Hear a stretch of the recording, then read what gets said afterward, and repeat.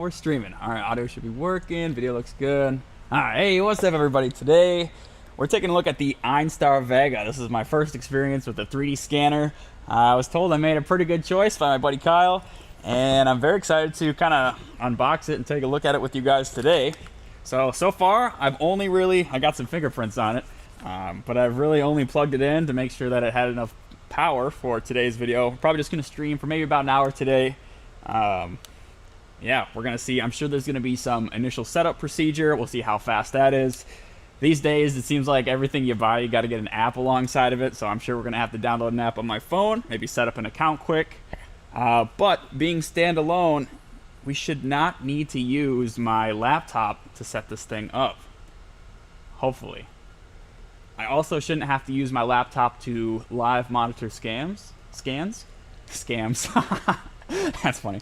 And I shouldn't have to use my laptop to really do anything, hopefully. So, typical 3D scanner, you have to have it plugged into a laptop. It's got to be pretty powerful. You want one with a NVIDIA GPU, something with a more modern graphics card that can process all the different polygons that you're feeding it through the camera live.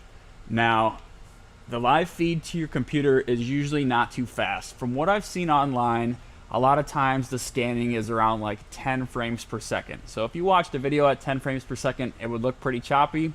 It's the same thing when you're uploading or basically porting the 3D image to your computer or laptop. Now, I say laptop, that's probably the best move. You could do it with the desktop, but if your cable's too short, it's going to be kind of a pain in the ass to kind of lug your desktop around. So you're going to want something, at least a little bit portable. So I would probably recommend a laptop if you didn't have a standalone scanner.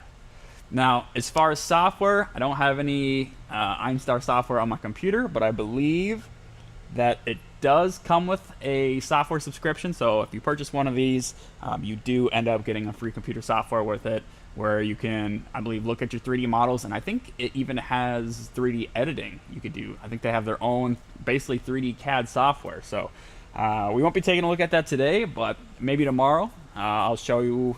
Maybe we'll import a mesh into our software. Yeah, maybe today the goal will just be make one mesh. Make a file that we can upload into our desired 3D software and play around with it, see if we like it, see how accurate these scans really are. So being portable, this is perfect for me. I'm always in between my house and my shop, and if I have to drive out to a customer, this is going to be the perfect tool for me. So I'm very excited. So let's get this thing fired up. I'll stop talking and we'll get right in on the action. So now I hold the power button here. There you go, and it feels really good in the hand. It's heavy, but it's not obnoxiously heavy. I'm guessing those are all laser scanners. I don't think this has blue laser technology in it, but it definitely has a lot of cameras. So some very advanced scanning going on here, and I'm sure it's like a bunch of LiDAR sensors. So yeah, very similar to just like a regular. I'm sure it's just kind of like a very powerful Android phone in there. Yeah, it's even got cooling vents, so it might even have fans in there. I'm sure it's got to have some sort of GPU inside. So okay, so setup looks like it's gonna be just like an Android phone. So we're on English. I agree to the terms and conditions. I ain't reading all that. Oh, gotta connect to a network, so let me do that real quick. It's always something. Oh, is it connected already? I'm sure it needs a password. Okay, log into Shining 3D Passport. So I figured I'd need a account here, but maybe, well, let's just set it up. It says we could skip it, but I feel like if we want to be able to view the scans on my phone, I think I'm probably going to need to set that up. So let me just put in my phone number quick here, or my email. Yeah, it's just like on an Android device, so it's nothing too advanced here. And the videos I've seen online, I watched a lot of 3D scanner videos before I finally settled on this one. My buddy, I don't know if you've seen Blacklist Dan. He does the Need for Speed Most Wanted replica kits. He did a BMW, but then his house got burnt down, and right now he's doing Sonny's GTI. So I recommend checking out Blacklist Dan's YouTube channel. He uses the Einstar Vega. I believe they sent him one to test out for a while. Einstar actually mailed him out one to test, and he really liked it. So I'm sure if he likes it, I'm sure I'm gonna like it. So let's see. I'll get my email in here. like I said, this is pretty much everything these days. So, unregistered will likely register verification. Okay. Oh, verification code. Oh, okay. Let me try this one more time.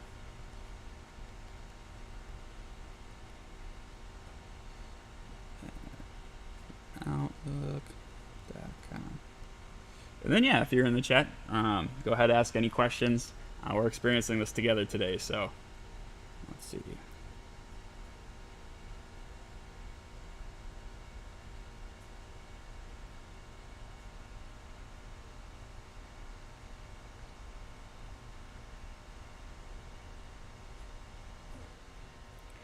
All right, now it should have sent me a verification code.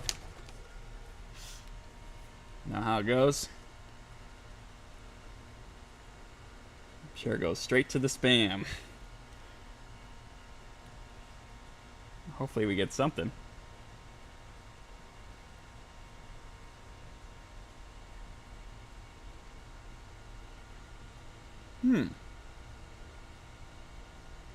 Doesn't look like I have anything in my email. Let me go ahead and just use my my phone number instead of my email for the verification.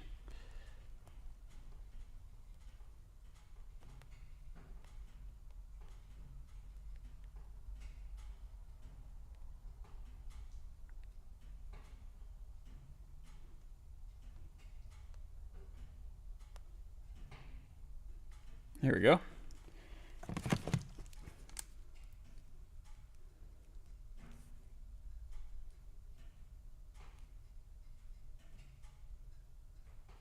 Perfect. Use this code to begin your Shining 3D user account verification. Please don't share with anybody else. Don't look.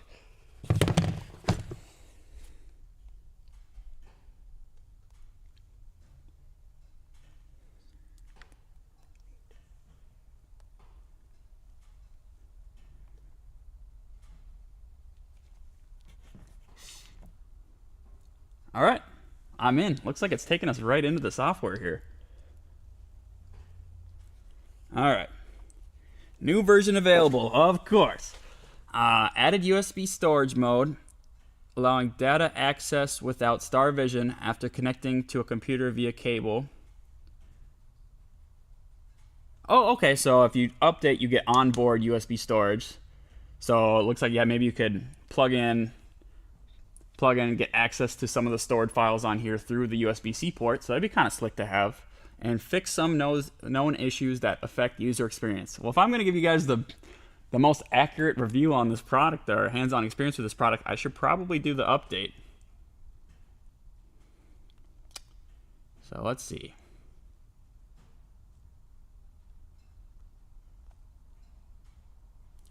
So here's what we're looking at. I guess once I hit update, nothing really happens. So it tells you how much RAM you're using. It tells you how much battery you have. So right now, at the start of the video, it's like 6:05. We got 98%.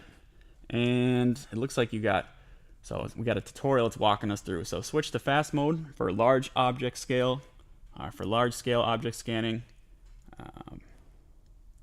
And then I think, yeah, you do the HD mode for detail objects. So I believe they sent like a little figurine for testing. Let's see. Yeah, they send you this little guy here. So I believe you kind of scan this to see just how detailed the small scanning could be. I don't know the exact millimeter, if it's 0.02 for the detailed scanning, or if you're doing a whole panel. Obviously, if you're doing a panel like this, it doesn't have to be to like the fraction of a millimeter. Even if it's to like 1 millimeter, I'll be very happy with that. So that's that there. Oh, sorry about that. So get more settings from advanced settings. Good to know. This is just like an Android device. Adjust the brightness according to ambient light condition to ensure more complete data capturing. Let's see if I can get a better position for you guys. Adjust the working distance according to the actual condition to ensure the capturing within the scope. Okay, so when you're scanning, you gotta control your speed, but also your distance to the object. Switch on and off to view data in a different way.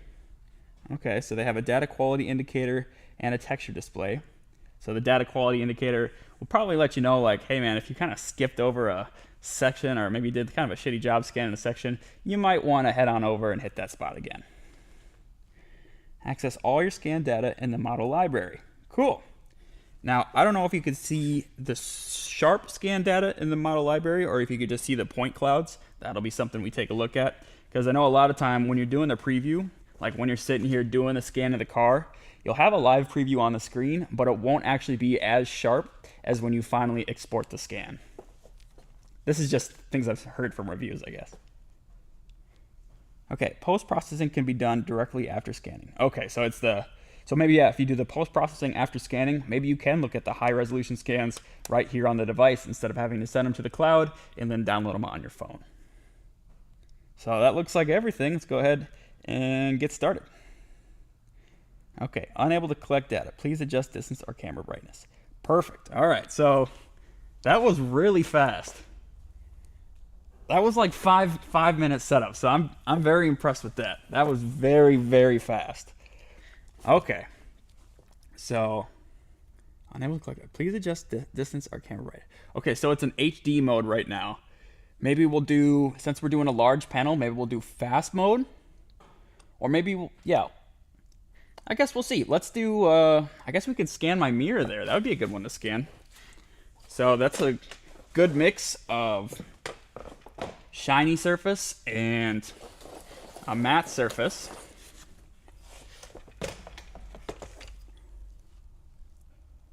It also has like overlapping surfaces. It's got some hardware there. So maybe we'll scan that in both modes, see if it lets us scan us in HD mode. It might be a little too big for HD mode, but we'll see. So yeah, we're doing it. That's it right there. We're in the action. Okay, adjust distance or brightness. All right, what do I do with my hands? So it's got some dust on it, so maybe that'll help out a little bit.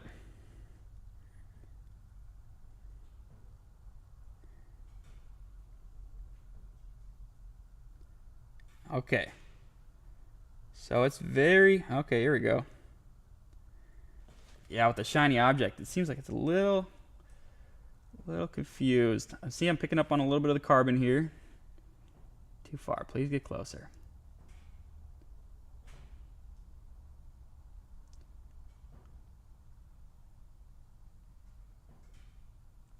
So let's see if maybe I have to adjust the brightness here.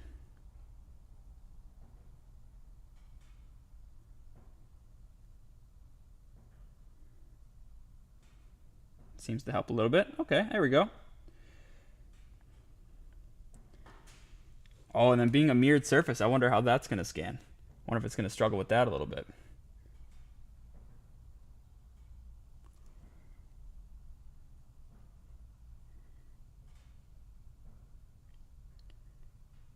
All right. So I'm not using any markers. They supply you with little markers that help you get a more accurate scan. Maybe I will have to pick some of those up.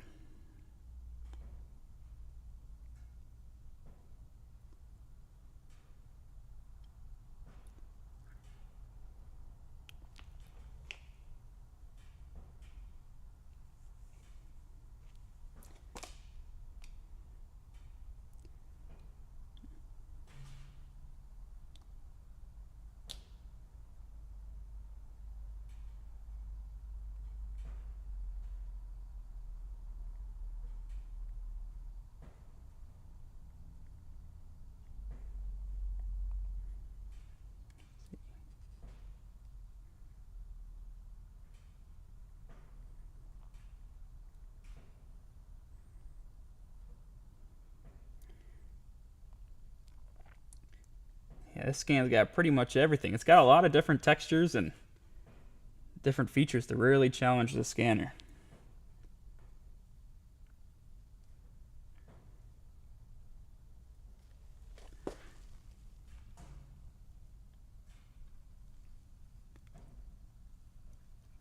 And I believe you can contort this in any way you need to.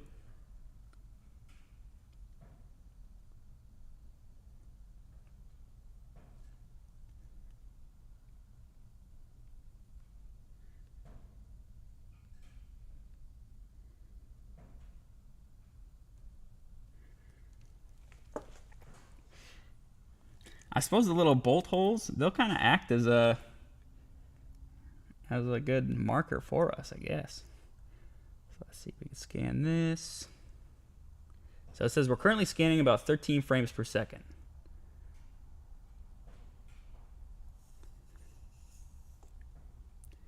Keep in mind, this is my first time doing a scan. I have no idea what I'm doing. I think maybe the little blue pixels in the preview show what I scanned already.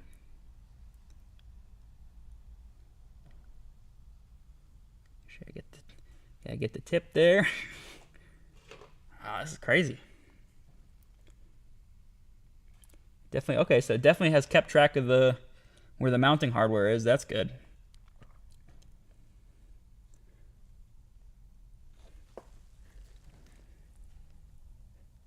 How can I capture that mirror stem?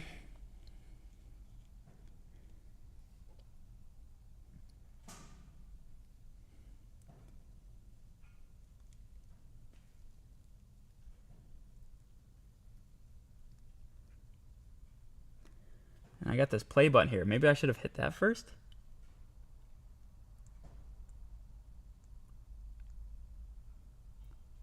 Oh, I should have hit that first. Okay.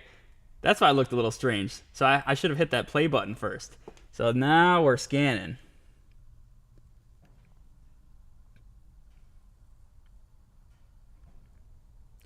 Or maybe I should pause. Oh, interesting. Okay, okay. So that's what I gotta do. I gotta stop the scan. So clear all scan data.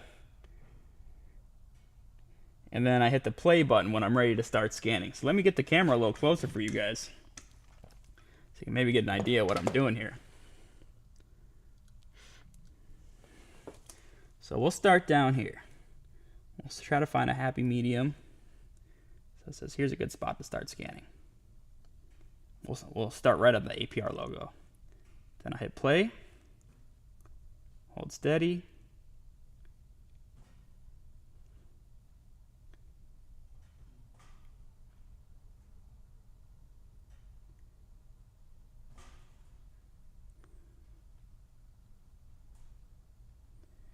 I think it's scanning. Okay, start scan. Okay, now we're scanning. There we go. Okay, and I think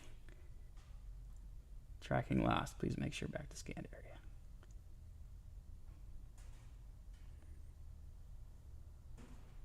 So I might have to do a fast scan for this spot.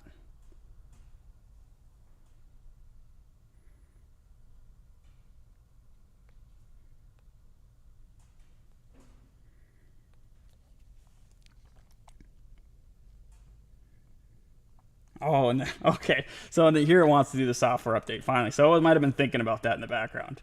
So let's go ahead and install that. Maybe I shouldn't have jumped right into the action like that.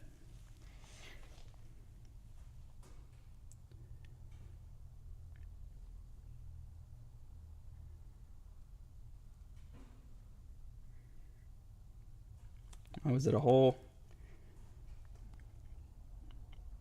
I wonder if it's like a whole operating system software update. Oh yeah. So it's going to start us back from the beginning. That's all right. Maybe in the meantime I could put some little markers on the mirror or something. Or maybe we could try to scan something else.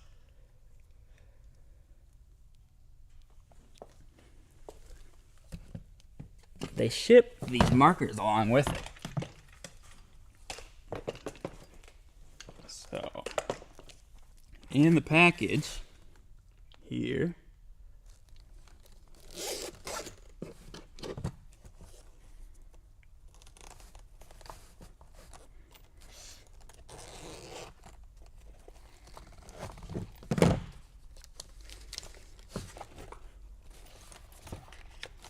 I'll get you a little strap, so you get a little camera strap, and I give you this plate right here. So this has all the markers you could ever want and need.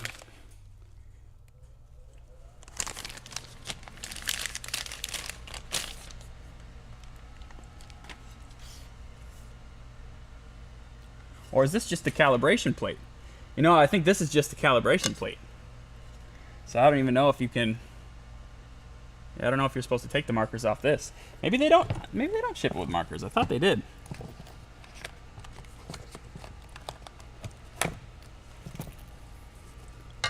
Oh yeah, they're in here. There we go. Here's the markers. And a whole bunch of them. Oh, quick start guide. Maybe I should have read that, eh? Now look at all these little guys. They're a lot smaller in person. I feel like I've always seen like everyone just uses the big ones. Yeah, let's use the smaller ones and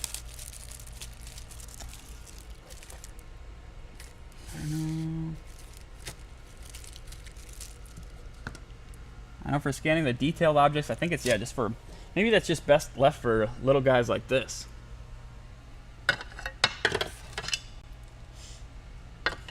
And who knows if there's like a calibration with this too. Didn't walk me through that part.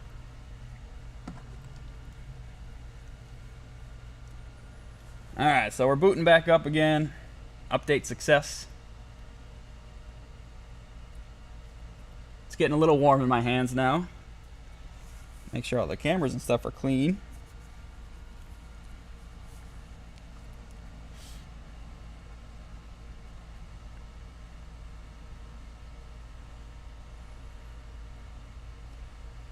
And yeah, maybe just for the hell of it, we'll try the fast. Maybe we'll try scanning the mirror with the fast scan. Okay. We'll try the HD one more time with no markers, and then we'll try HD with the markers.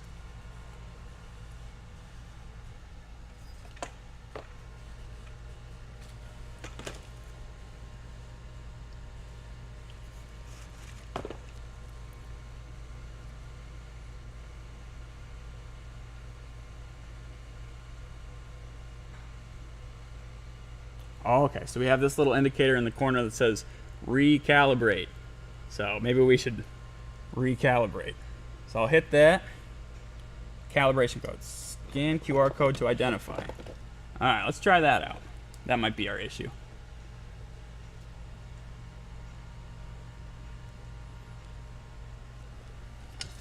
Alright, this is the calibration board right here. You can see, alright. It's recommended to calibrate every 7 days. So we'll go ahead and identify our calibration. Scan in the QR code. It's loading.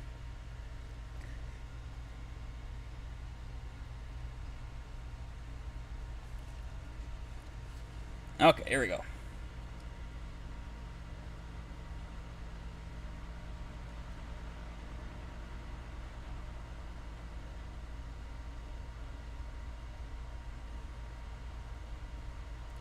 Okay, start calibration.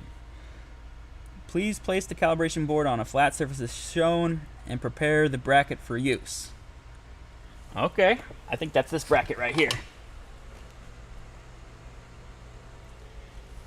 Maybe we'll do it. Maybe we'll do it on this tote here. Maybe that'd be a better setup.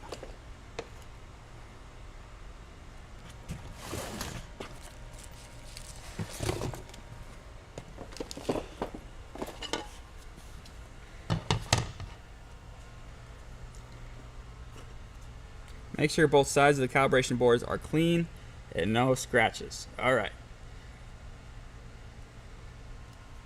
Keep the scanner horizontally and centered on the calibration board. Keep the scanner horizontal and move it up and down to eliminate all blue areas. Use the bracket to lift calibration board as shown below. Rotate the black bracket clockwise 3 times. Each step you need to remove all of the blue area each time. Okay, I can do that. Flip the calibration board and repeat the previous steps to complete fast mode combat. Okay, so first we're going to do the, I'm guessing it's HD calibration, and then we'll do fast mode calibration. So let's begin. Clean the front side of the camera in prediction. Fingerprints and stains on the lens will fuck up the calibration. Make everything looks good there. Front side of the camera is, oh, there we go. Just, okay, please move closer to the calibration.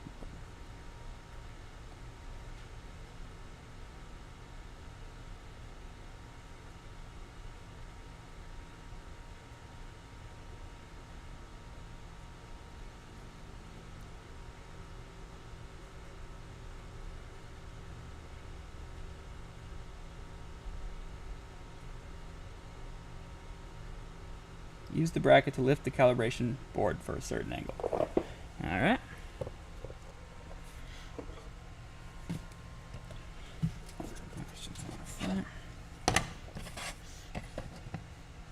Okay.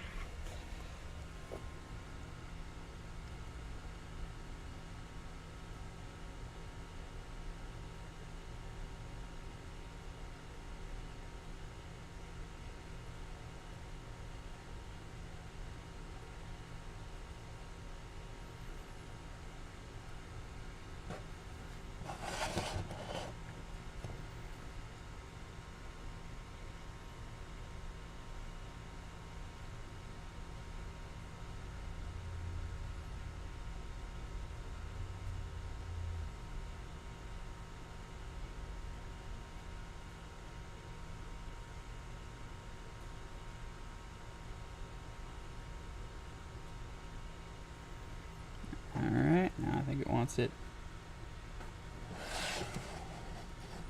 like this now.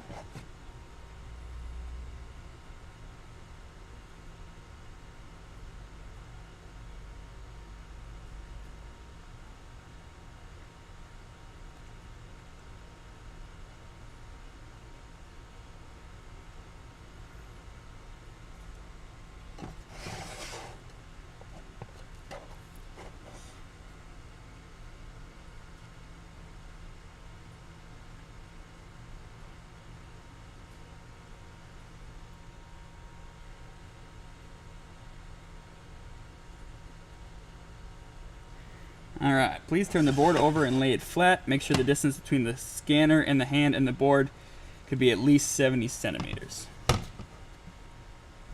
Okay.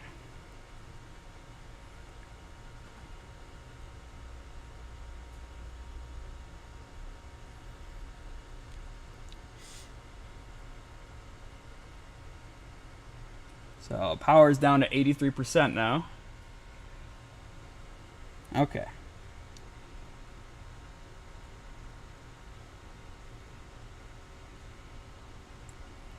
Well, I could read it from far away. Damn. Okay, so fast mode, you could be far away from the object.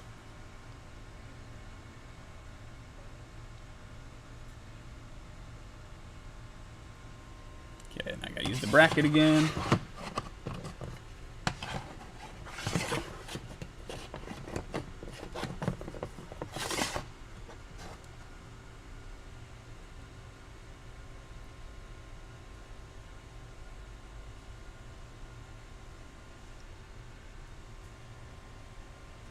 And all it has you do is kind of locate the board on the screen and then slowly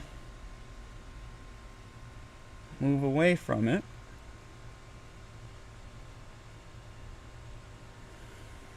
Okay.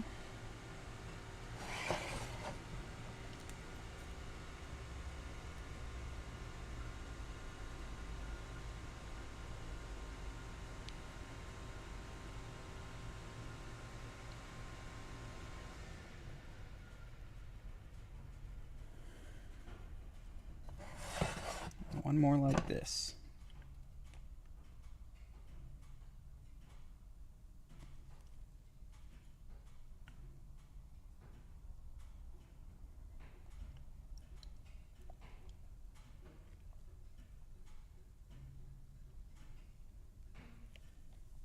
Oh, one more like this. Sorry.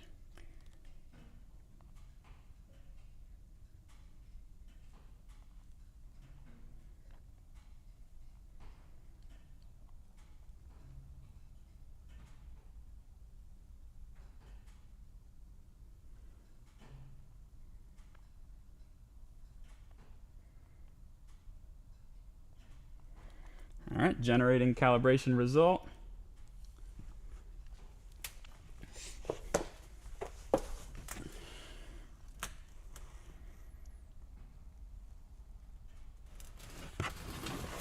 That wasn't too bad. I was about setup and calibration were around half an hour mark for that.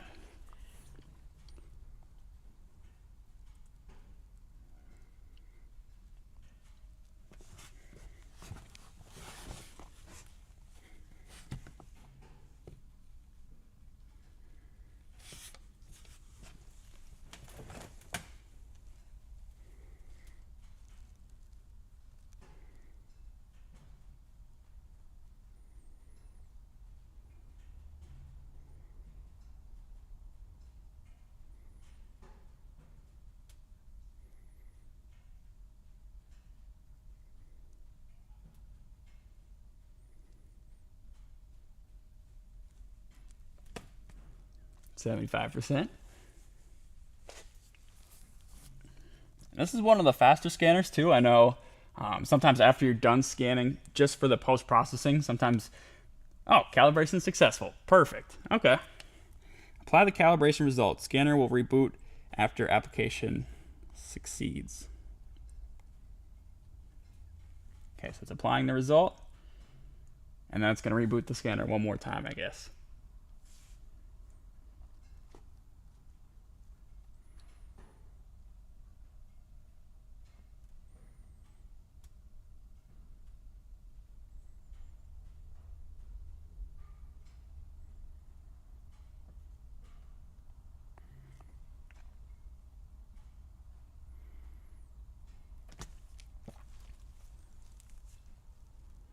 So it's applying.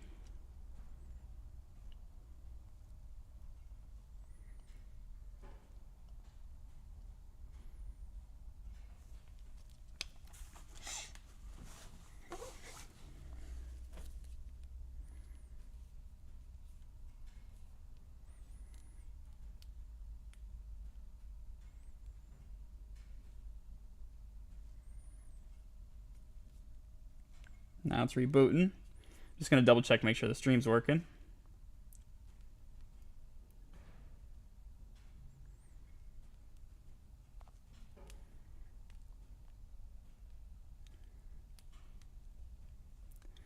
Yeah, it's working since there's 7 people in here. Just not too many chats today, I guess.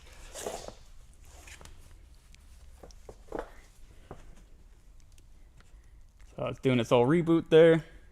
Very nice screen on this thing too. Just want to double check, make sure I'm not talking to myself.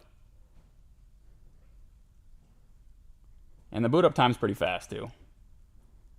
So boot up, and once it's done loading here, you're pretty much ready to go.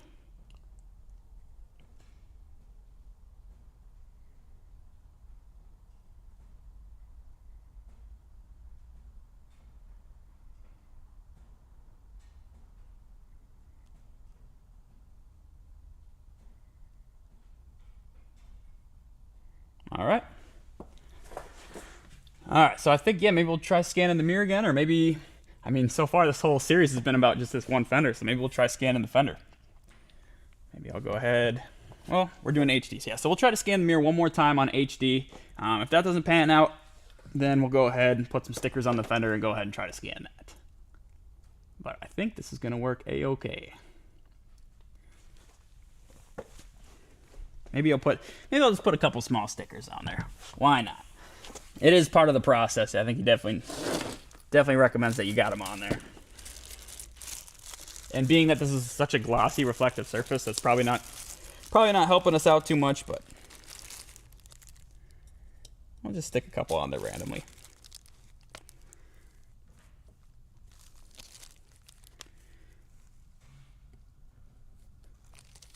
Like I said, there's a little bit of dust on the card, and I feel like that's going to help us.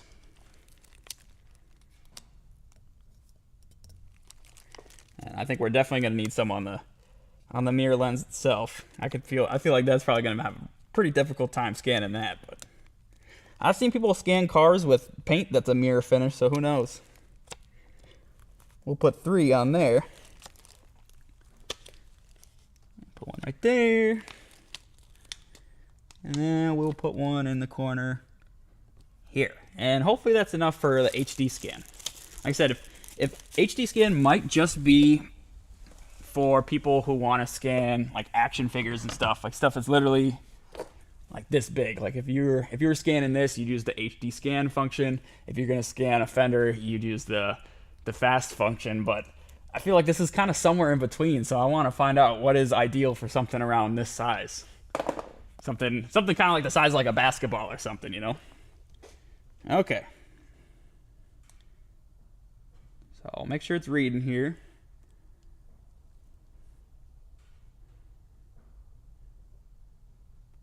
All right, it's reading. So I'm going to go ahead and press play. Hold steady.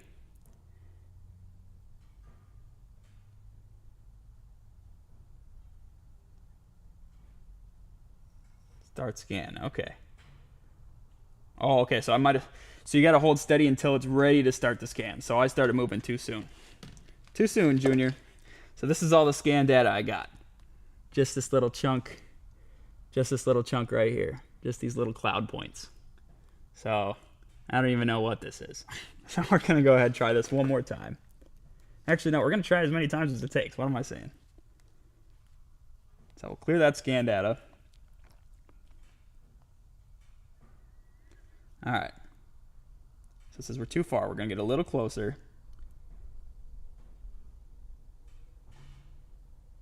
I don't think it likes the glossy surface. Maybe we'll start here and move our way over. Okay, so we're in the good zone here. So we'll start kind of right by the APR logo. Hit play, hold steady.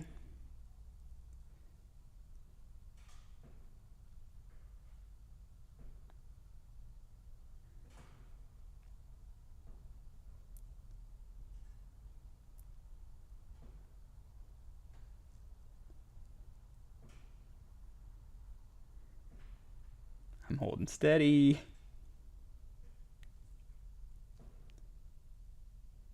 There we go. Now start scan. All right, now we're in business.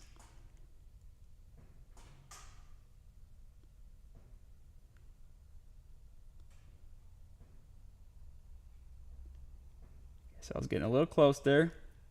All right, now we're scanning. So I think the gray is what we're scanning, and the green dots you see are what is left to scan. You guys see that all right? I might have to take the camera off of the tripod.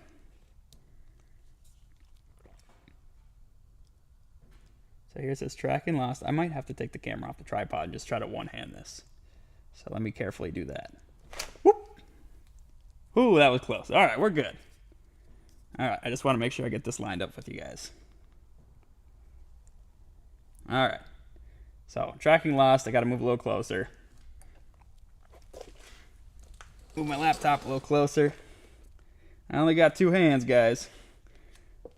But I definitely want to show you the workflow here, so we're not going to miss out on this.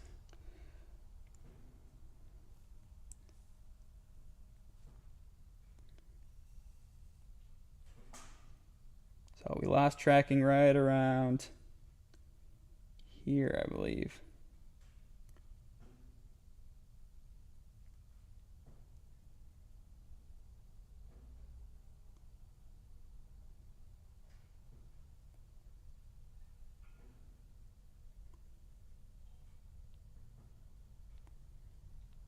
There we go. We're back. All right, we're back. Sorry about that, guys. So looks like we got some good detail already. Back up a little bit.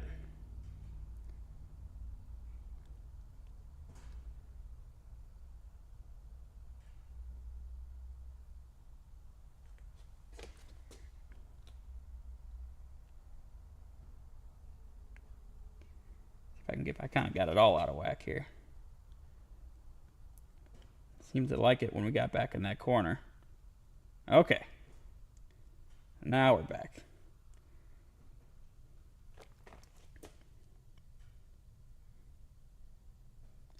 Finicky little guy. I can see why people say there's a learning curve.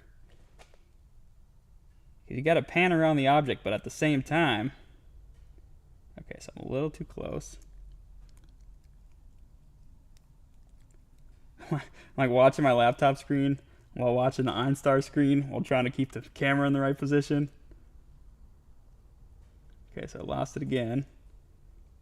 Alright, we're back. Lost it again. I think I'm too close. Yeah, I'm a little too close.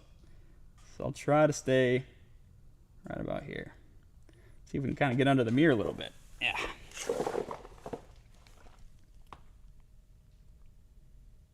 Scan Venus. No, Keith, I'm not scanning my Venus. Alright, let's see if we can scan under the mirror now.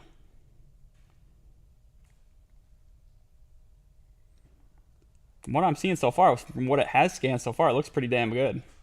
Like I said, this HD might be better for small objects.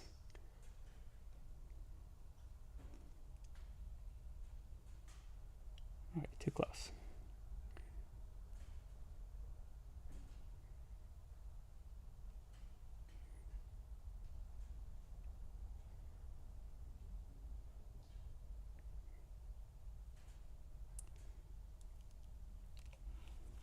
Hold on, let me change my grip here. Hit that grip challenge.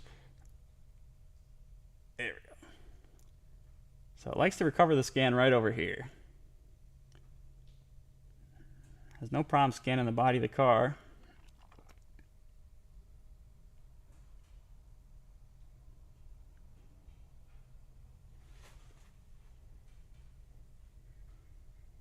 I might have to scan this in fast mode, it seems.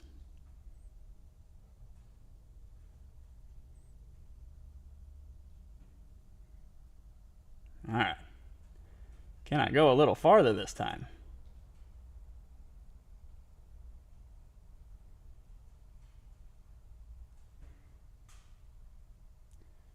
The second I go past that, it wants to... Well, maybe we'll back it up a little bit. Maybe that's the key. Okay. Alright, so maybe it's best I kind of hang towards the far side. Maybe I was getting a little too close. There we go. Now we're cooking.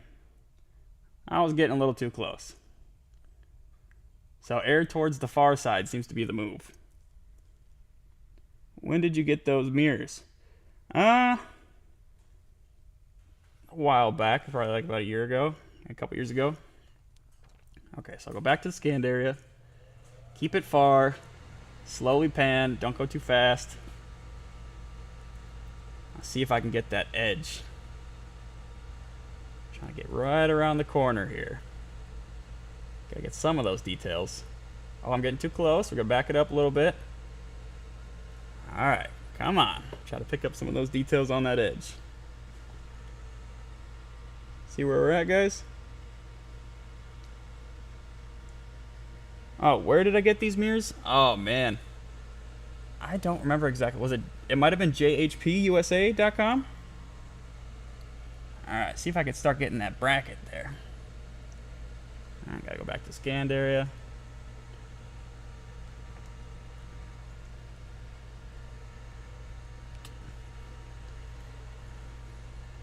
Alright, we're gonna switch hands. Yeah, I think I got it from JHP USA. So these are APR carbon mirrors. I think they're APR GT3 style carbon mirrors. Oh, I just remembered. I could flip this around.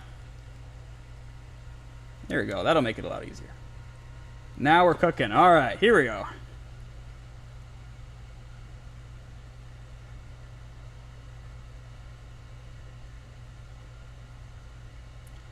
It's probably really anal about tracking in HD mode. You got to move very slow. This so can get, I mean, this is going to get all the details.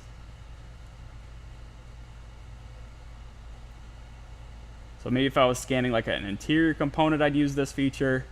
Otherwise, I think for panels, it might be best just to use the fast mode.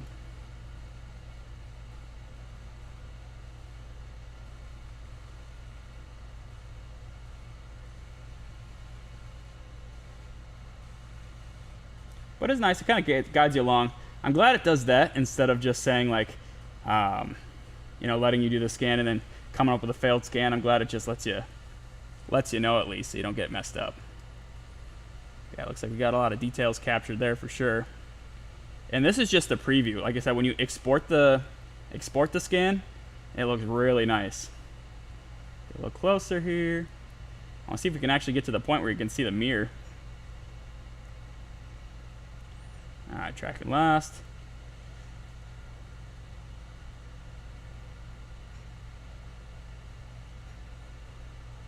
Might be messing it up. Maybe I'll try to get the mirror from this side first. So get the stem.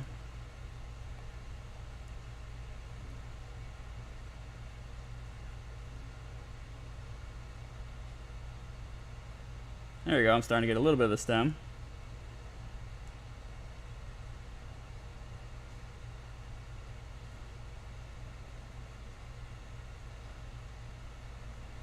Slow process, very slow. Okay, I'm starting to get a little bit of the mirror cap now.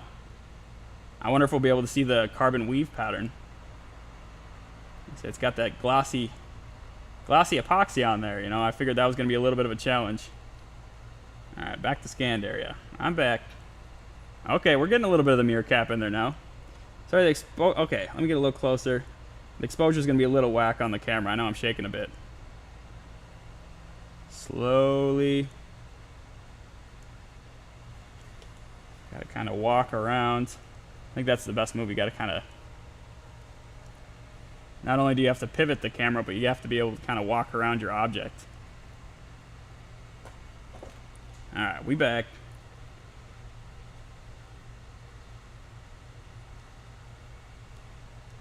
So you guys see we got a little bit of the mirror cap in there. I'm trying to get the whole cap.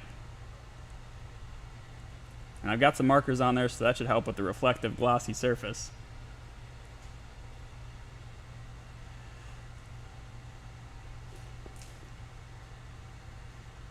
Here you can see what we've scanned already. It's got that corner really good.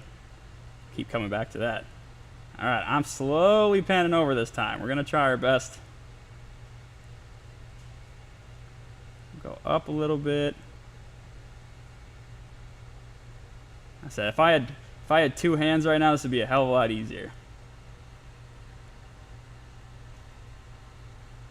Back to the corner. It really likes that corner. Alright, at least we got a little bit more of the mirror cap there. I'll try to pivot my body around.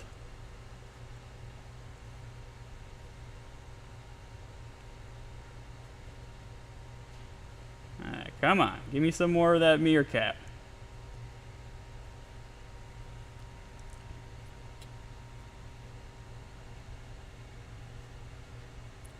I should have put more dots on it maybe.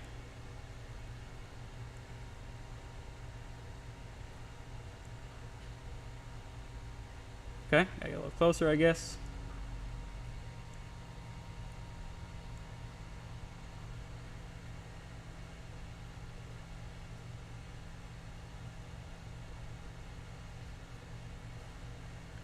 Try to get the tip of that triangle. Yeah, you gotta move slow in HD mode. This is definitely for small objects. This might be a little too big. But we're doing it. We're pushing it to the limit here. First scan, we're seeing exactly what this can do.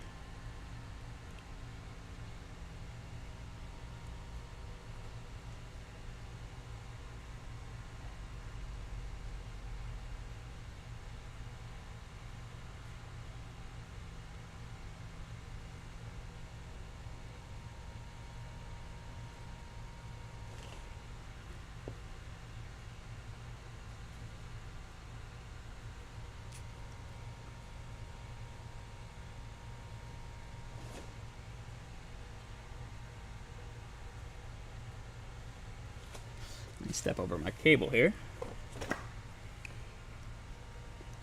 Oh, now we got a whole bunch of comments. Hold on. All right. Kaiju approve. Where did you get those mirrors? Okay. How many decimal places does it make? I don't know what that means. Have you? Okay. I scan 3D buildings with drones. I think of it as painting a picture. Try to keep the holes at minimum. You should get one of those cameras that you could set on a tripod and it could track you. Oh, you know what? Is that a joke? Because I have a camera that I can set on tripods. I just want to give you guys a live feed of what my scanner saw, but it might be a little difficult.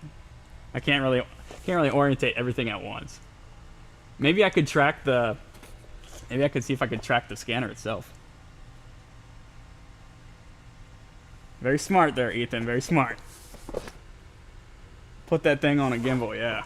Alright, well check that. How about that, huh? Alright, let's get back to business. Alright.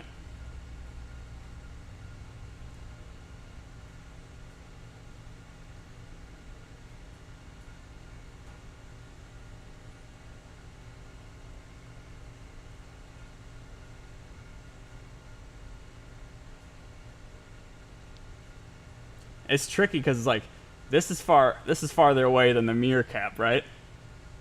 So I have to like slowly pan over the mirror cap without messing up my distances here. So I could probably use more trackers, but I don't know if I can add one quite yet.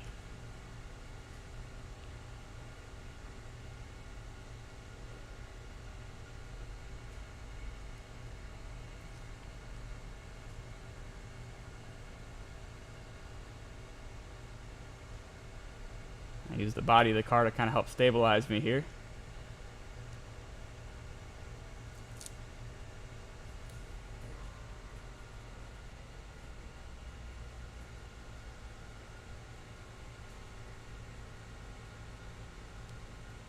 Like painting a picture, eh?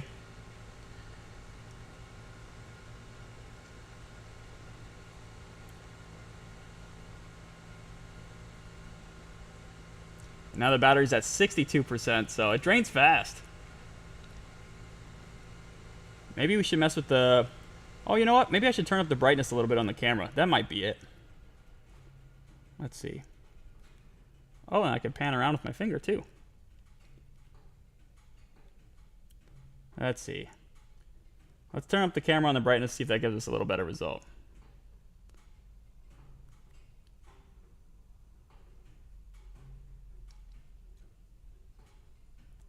There we go.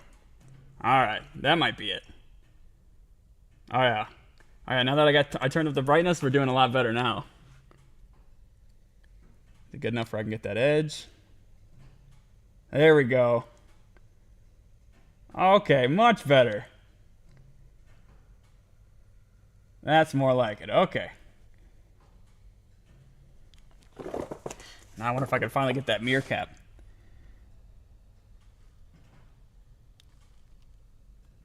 And I noticed too, so like there's 3 sides here. The side that's facing the ceiling light, that scans super fast, but the side that's closest to the glass there, that's not scanning nearly as fast. So I have to like turn up the brightness if I want to scan something that's a shadow. But if I want to scan something that the ceiling lights are pointed at, then I either have to turn down the brightness or just go back down to medium. Okay. So yeah, scanning shadows, you have to turn up the brightness. It's almost like you got to shine a flashlight on it for it to see. There we go.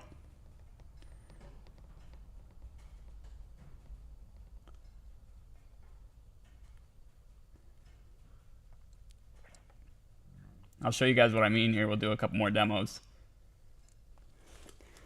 All right. I meant the scanner for smooth scan.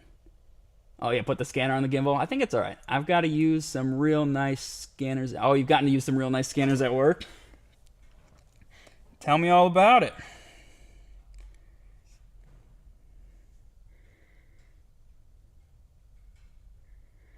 So I was going to start the stream at 5 today, right? Ended up streaming at... Let's see here. Ended up streaming at 6 because I went to go check out a car with somebody today, and they actually ended up buying it. It was a 2012 Acura TSX, and we were at Berkeley Acura in Brooklyn Park, or Brooklyn Dark, whatever you want to call it, and the buying process, oh my goodness, a lot slower than buying private party like I'm used to.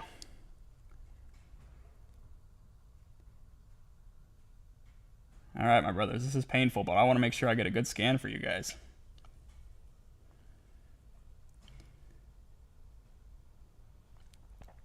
I know this is going to be well worth it for sure. All right, now I'm going to tackle the tricky part now. I'm going to try to scan the mirror surface. I don't know if it'll like it. Okay, it's picking up on the tracking dots.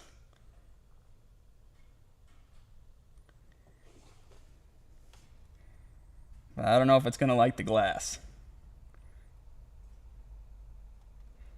Okay, I'm getting the border all right. Maybe I'll play with the brightness a little bit.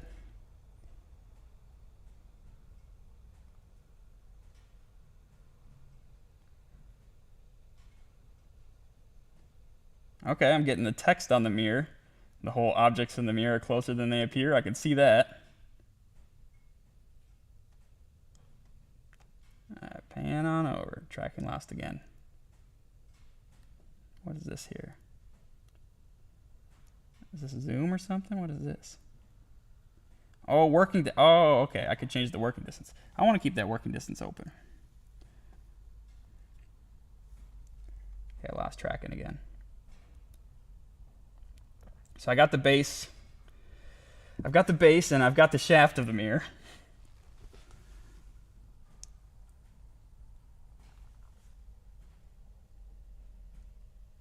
Egg Munchin says, oh, hey there. What up?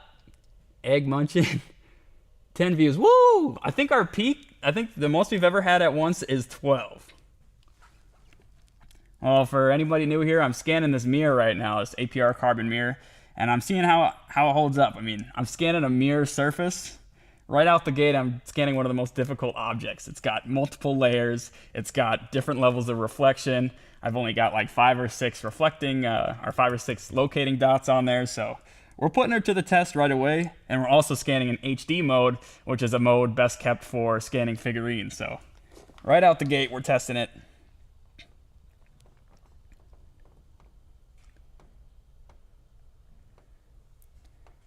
Pushing it to the limit here. Okay, I changed my display name from my government name, LOL. Okay.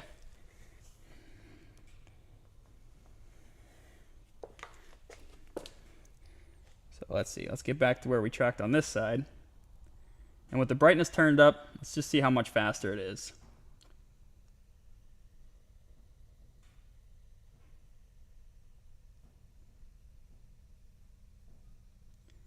So it's like we're painting a picture.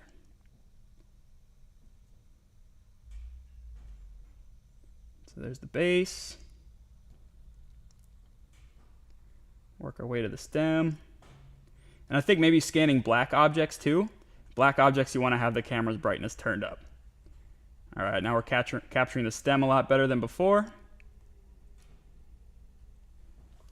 Let me duck down for you guys. I think the camera's it's tracking my head right now, so.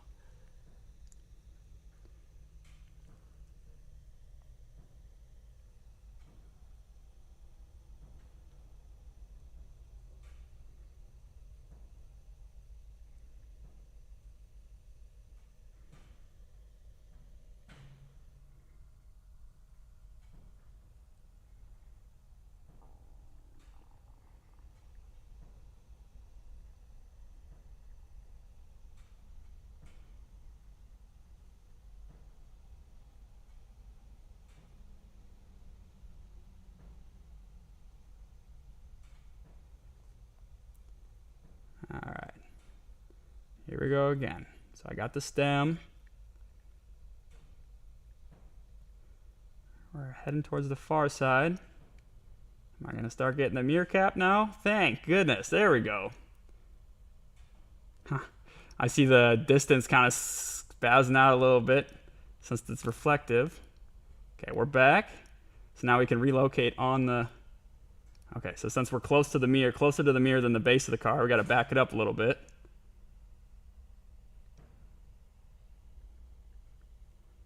And it relocates. It can relocate itself here now. That's nice.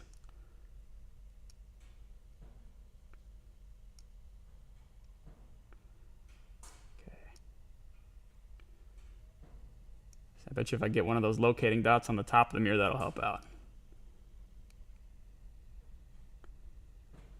Yeah, I get one of those dots in the frame. There we go. There we go.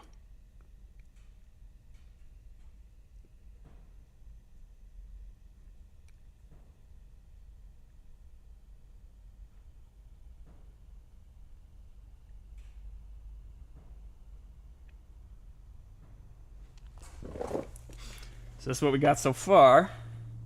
Yeah. Don't look at me, look at this. So you can see we got the base there. And you can see we got a piece of the mirror cap.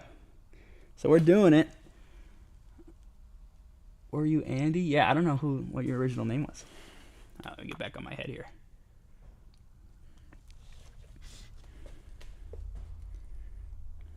So it's good. At least you can kind of go back. You can have the scanner way off axis, and it looks like it can recover itself. So that's nice.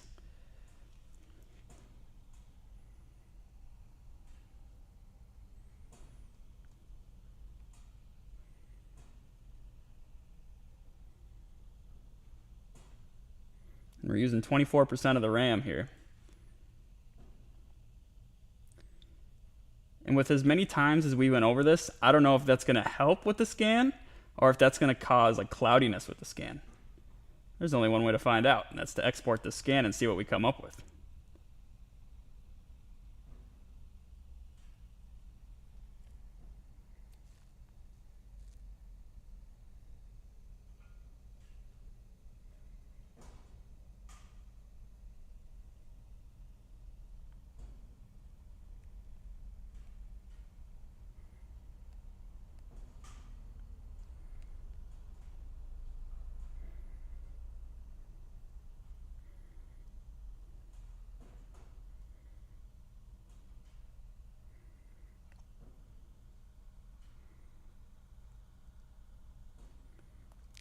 Yeah, it's like the second this mirror cap kind of hits the corner, that's when it wants to give me issues. It's like when this is like a foot away and my camera's right here. It's kind of annoying.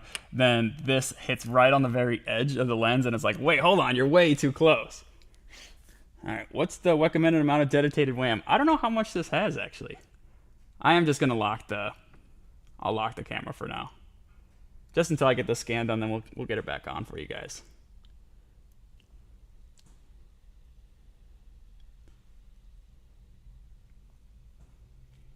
Oh, is that auto brightness? Is that what that is?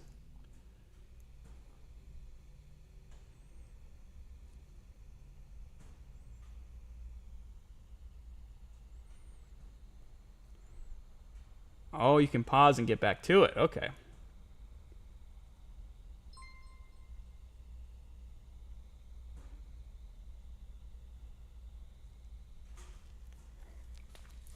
What is that? My phone's making a new noise.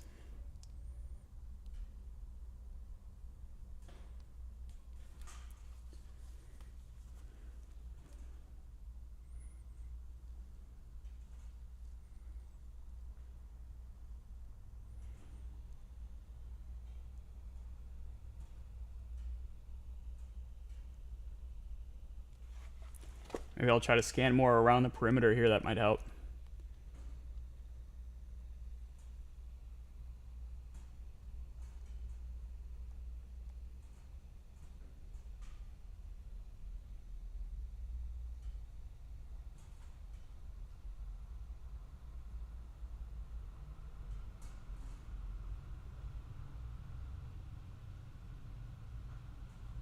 Oh, my buddy's back to pick up his car. Let me pause this quick. Yeah, maybe I'll pause it. We'll end this here. I'll let it do its thinking. We'll export it. We'll look at the details. And then I think we'll have to scan this in fast mode. So let me optimize that. Let me go give this guy his car. He's got it parked outside. I'll be right back, brothers.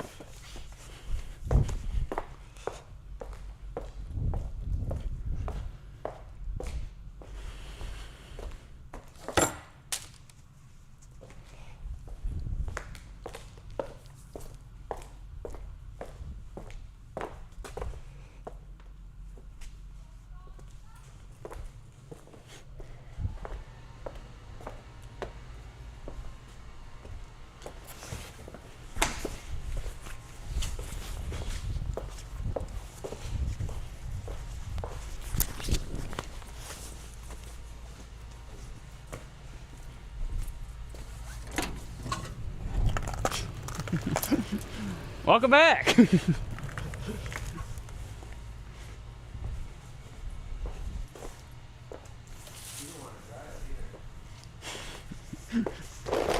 find your key. Do you have the other key?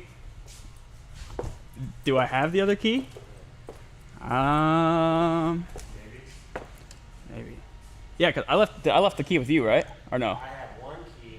Oh, where's the other one? It's probably in the car, I think. Because I said I'll just leave the key with you in case you got to pull it in. Yeah. Oh, this is it right here. Thank you. Yeah. All right, I'll bring your money tomorrow. All right, sounds good. Thank you for going out there with me. Yeah. Take care. Yep.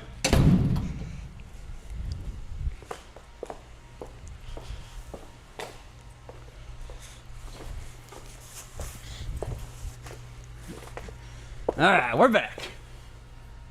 All right, dry shampoo. That's what I heard. Yeah, dry shampoo. Somebody said like a spray powder would work really well too. Budget Garage 1. Cool. Scan. All right. So yeah, let me just export this. From what I'm seeing, it looks pretty cool. Oh, let's see. There's a magic button. One-click processing. Fast mode or HD mode? I guess we'll do HD mode. Okay. All right. So it's generating mesh. So while that's loading, maybe I'll plug it in. Maybe I'll find a spot to plug in it to charge it since it's at 48%. And yeah, we'll sit here and we'll talk for a little bit. I gotta find myself a nice charger for it. And I think the charger that they sent with it is a fast charger too. I think it's let's see, says 65 watts, so it should be pretty dang fast. But yeah, so I went to go check out a car with somebody today. It was a 2012 Acura TL. They actually picked it up, but then I drove the car back to the shop, and then they had to drive home, get their wife, and then they brought their wife over here to pick up the car. So that was a really nice car, though, a 2012 Acura TL. Not sure price difference, but we could always blast our parts with Meg Particle Developer, a matte white powder. Okay. Yeah, what I've seen was like people use like what was the guy telling me? My customer, the NSX customer, he's like, oh, I use like athlete's foot powder, like a spray powder. It works really well.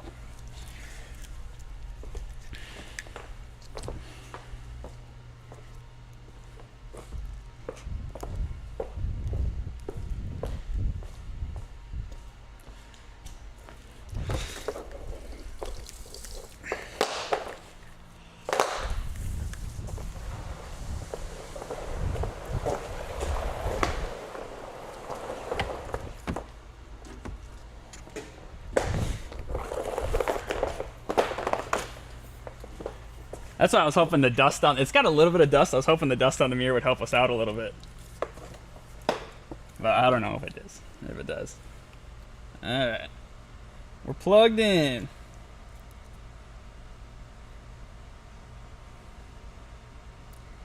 So it's at 9% generating mesh. So the... Just use white spray paint. Gee, why didn't I think of that?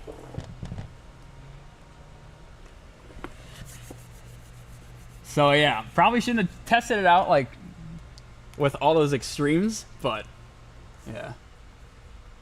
Okay, Egg Munchin says, I mean, yeah, it would work. It would work, but I'm not looking to spray paint my car with that right now. I don't know if I have anything similar. I don't know if I have any like white powdery stuff. I could spray it with like a glass cleaner, but that is only foamed up for a little bit. Anyway, yeah, driving that 2012 Acura TSX today, that was nice. It was just the K24 version, so I think it was like 200 horsepower, but the steering was really sharp, very comfortable. Sound system sounded really nice. It's got like a dark wood grain color. It's very, very nice.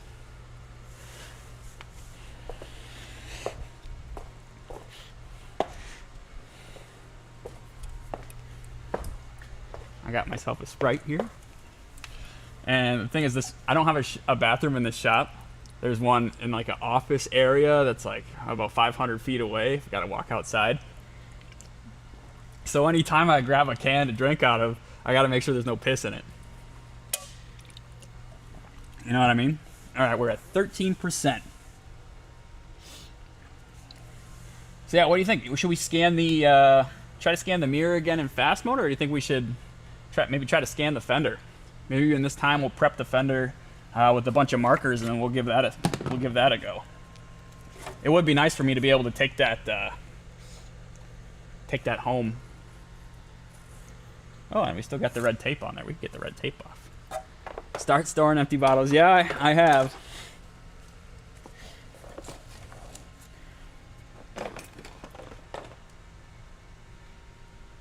Then you got to label them, you know, because some of my cleaners are kind of a yellow color too. So it's like you got to write on like piss, not piss.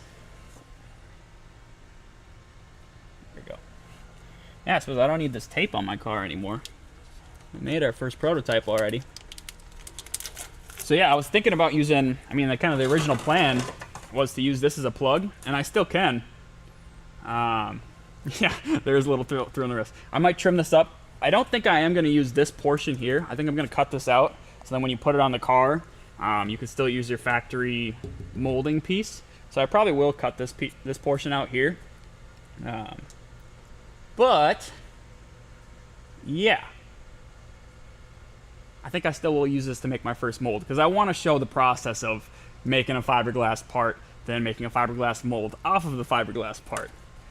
But when it comes to doing the other side, instead of making another fiberglass plug, I kind of want to do a 3D printed plug. And I think that's how I want my workflow to go from here on out.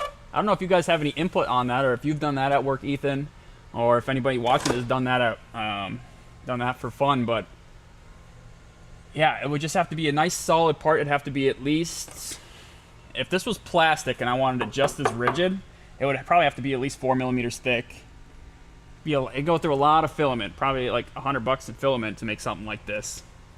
But this turned out really nice. I'm very happy with this, and it's definitely sturdy enough to make to kind of cast a mold off of.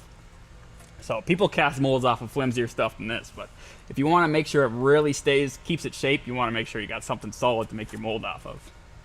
A lot of people are saying like, oh, is this the part? Well, not technically, you know, this is just kind of a piece of the part.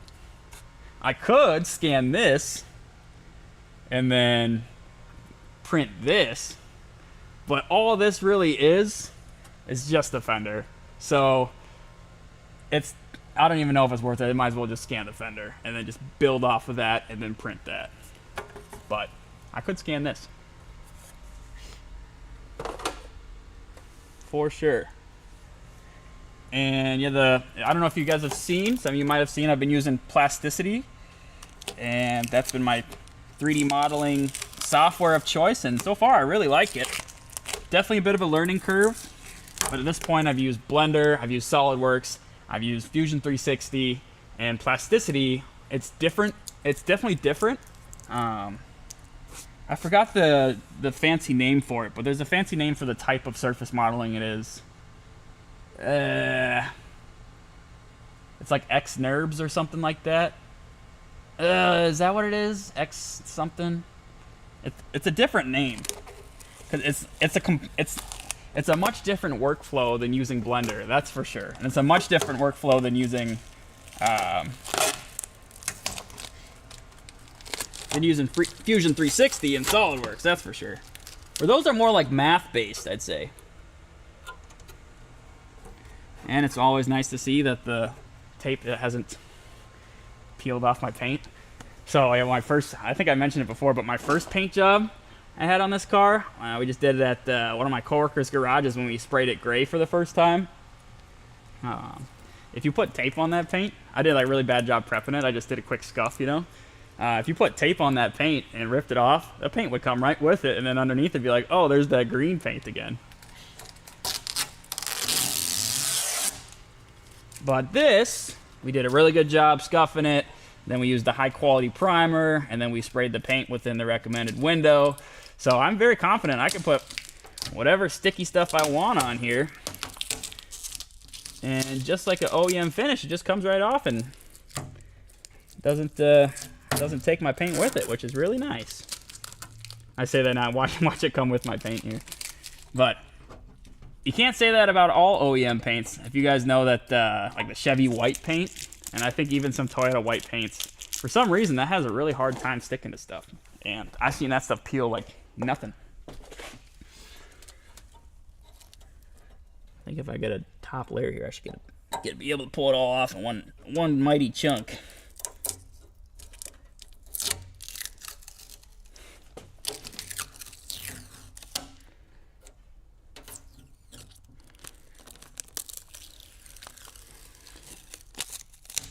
Now,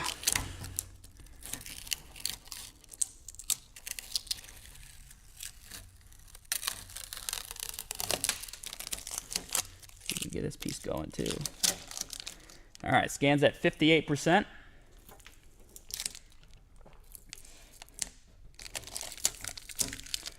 Oh, and I tell you what, guys, if I'm gonna go like serious with this production, I gotta find a way to get like a nicer ventilation system in here.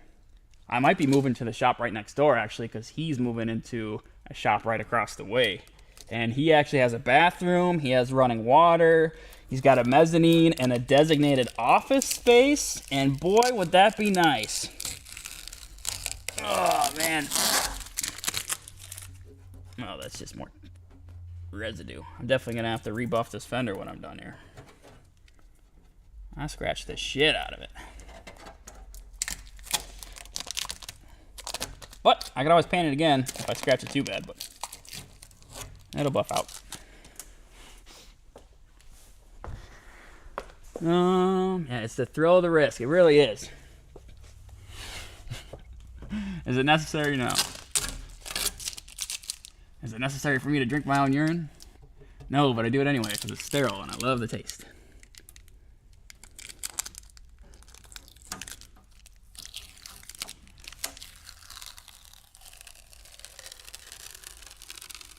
Oh, that's kind of nice.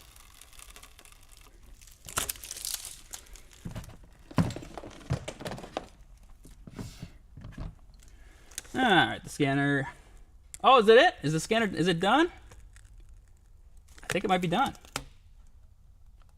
I can't tell. Unless I accidentally hit the cancel button. Oh, I think it's done.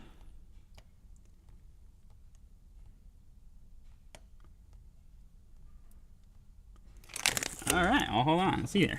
If I hit next, saving. Did it jump right from 58% to 100 right when I tipped it over? Or I might have cut it short. I don't know. Damn it. Okay, save to model library. How do I get to the model library? Okay, so I can add a USB drive. I don't need that right now. Okay, so here's the first model. That's nothing. Osmo audio transmitter. Okay, so my microphone's at 10%.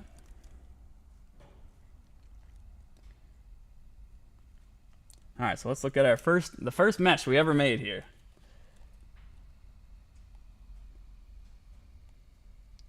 Oh, look at that. I was wondering if we were going to be able to see the weave, and you can.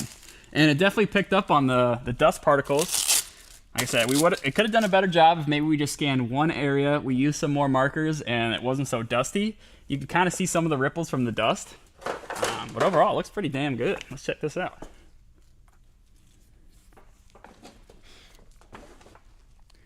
Okay, stop looking at my face, please. Stop it. Thank you. All right, read it and weep, guys. So you can zoom way in. So yeah, I think there was definitely some overlap for some of the times where I kind of was maybe overdoing it on some of the areas. But you can see, oh, pretty damn sharp. And even on things like the mirror cap, I didn't end up getting the whole mirror. But you can almost see, I don't know if it can focus. It's kind of hard to focus on that. You can almost see the carbon weave. And that's pretty cool. And then you can see, I guess a good measure would be the APR logo. See if I can get a good shot of that. And there's the APR logo. So that turned out really nice. I expect it to be in HD mode. It'd be a little bit sharper, but I think our scan is the problem here. So for example, oh yeah, like the stem looks really good. But you can kind of see it's like, so here's the stem, but then here you can see there's like a little stem starting over here. That might have been when I was kind of messing around and I had to go over this area 100 times at a whole bunch of different angles. And like I said, it was a little bit, I think that was based on my experience, but yeah, overall, it's a pretty damn good scan. You can see where it did do the initial scan. That's very clean. And like there's it's really dusty, and there is a little hex piece on there. Oh, and another thing I noticed is yeah, you can see how clean see that edge? Edges are very clean. That's this edge right here. And that's a dusty surface. I didn't even bother cleaning it off. So that's pretty good. So the next thing we're going to do is a fast scan. So do a fast scan of the fender. I'll put some stickers on it. And then that'll be it for today. I'll let this charge while I peel off the rest of the tape, or at least just a little bit more of the tape.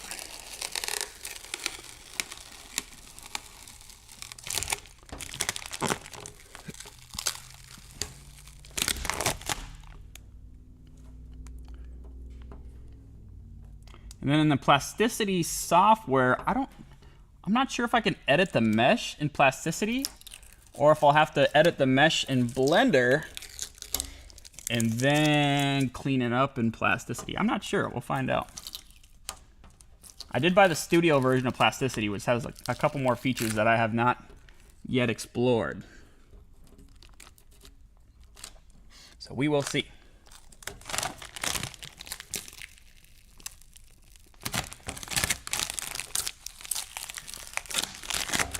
Because I know like you can import into plasticity and it's an STL file. And I think if you import an STL, maybe you can't edit it, but if you import like a step file, you can edit it. I have to grab some goof off real quick here. I'm goofing off on stream. Googon or whatever they call it. I forgot what brand I got. Oh, I got goof off. Ugh. All right, I still haven't taken my paint with it, so we're doing good. Even the edges, the paint adhered really well, so that's good. It'd be really shitty to find out on stream that the paint prep didn't go well.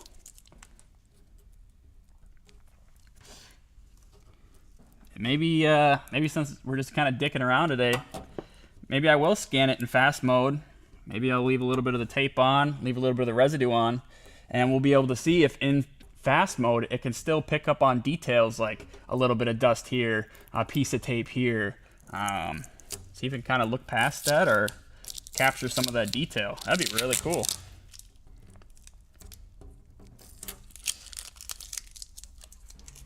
If anybody's watching this and they're looking to get a body kit made, hit me up.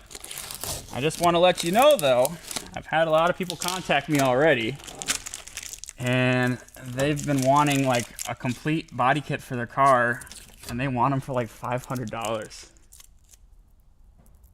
If I were to make a complete body kit, and let's say it takes me 50 hours, which would be incredible speed if I could do a four-piece body kit in 50 hours. I'd be doing pretty damn good. And I sold it for $500. I'd be paying myself $10 an hour. Wide body Ranger. Yeah, see, that'd be sweet. That would be cool. But it's the thing, you know, like to make a 101 wide body Ranger, it'd be just to make the molds, you know. You guys have seen what goes into that. I mean, just this one piece alone, this is just a plug for a mold. This ain't even a mold. I mean, we streamed for 6 days and about an hour and a half on each day. So it's about 10 hours just to make this one plug. Now imagine making 4 plugs. That'd be 20 hours. It'd be a little bit better than that, or a little bit better, so maybe it'd be a little faster. And then to make the molds off those plugs, you can add, you know, another 20 hours. So that's 40 hours. And then it's finally time to lay the glass and pull that stuff out and do the trimming. And so you can see how it'd easily be over 50 hours. So making a kit for $500 is it's impossible. And then you got to keep in mind the price of the materials. That when I went to Composite Express and bought a bunch of different weaves and kind of the resin, the polyester or the vinyl ester resin I needed to accomplish making that plug there, that was $375 just in materials. So it's an expensive game, and there's a reason these like high-end name brand kits that actually do fit right, you know, not the shitty eBay kits. There's a reason those kits alone are $5,000, and those are pulled from previous molds that they already have. So, all right. $250, no more. Yeah, I'd take a body kit for $500.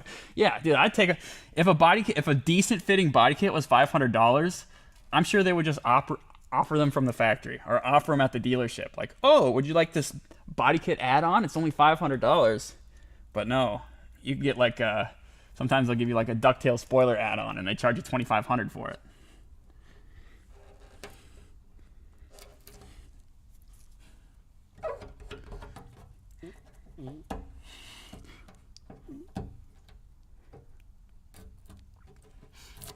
Let me make sure my microphone's not going to die here. Oh, my God, this is already charged back up to 78%. That is fast. All right, do you think you could reverse one side and save half the time? That's why I'm thinking. Like, I'm hoping like using the 3D printer, at least it might not save too much time because obviously printing the different pieces and gluing them together is slow. However, while I'm printing, I can always be doing something in the background. So I think using the modeling software to, like mirror the sides, like you said, that'll speed up the process. Once I have the molds, the process will be 500 times faster, no joke. But I think just having the 3D printer running in the background while making new parts is going to be the biggest time saver. You guys have probably seen when people get into 3D printing manufacturing, the more successful they become, the more they invest in more 3D printers. And before you know it, they have a 3D print farm. And you guys have probably seen clips of those where you walk into the room and they'll have like 20 3D printers, all kind of like the standard size. I don't know how much, and Ethan, you could probably answer this. You probably know how much like an industrial printer, like say I have a printer that is 3 foot by 3 foot by 3 foot, which would be perfect for a fender. How much do you think a printer like that would cost? An enclosed 3 by 3 by 3 printer. Let me know. I'm very curious. All right, so we got this cleaned up enough. I mean, it doesn't have to be perfect. I just need to scan the area that our plug's gonna go. And I think, yeah, maybe we'll clean it up tonight.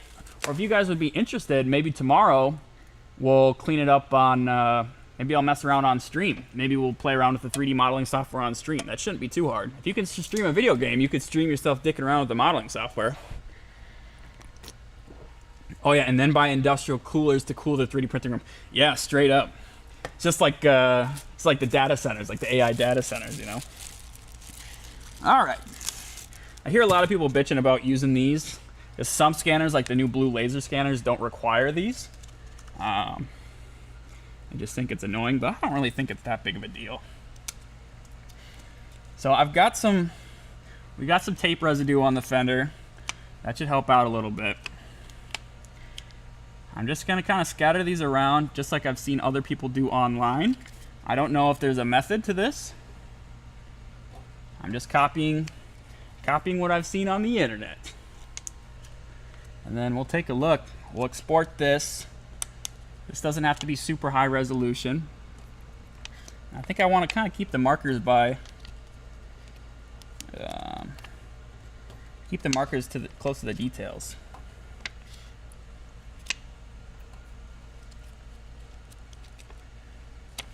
And then one thing is, these are sticky markers, which a lot of people complain about. I know you can get magnetic markers too, so if you're doing what I'm doing, making body kits off of metal cars, then maybe getting some magnet markers wouldn't be a bad idea for you.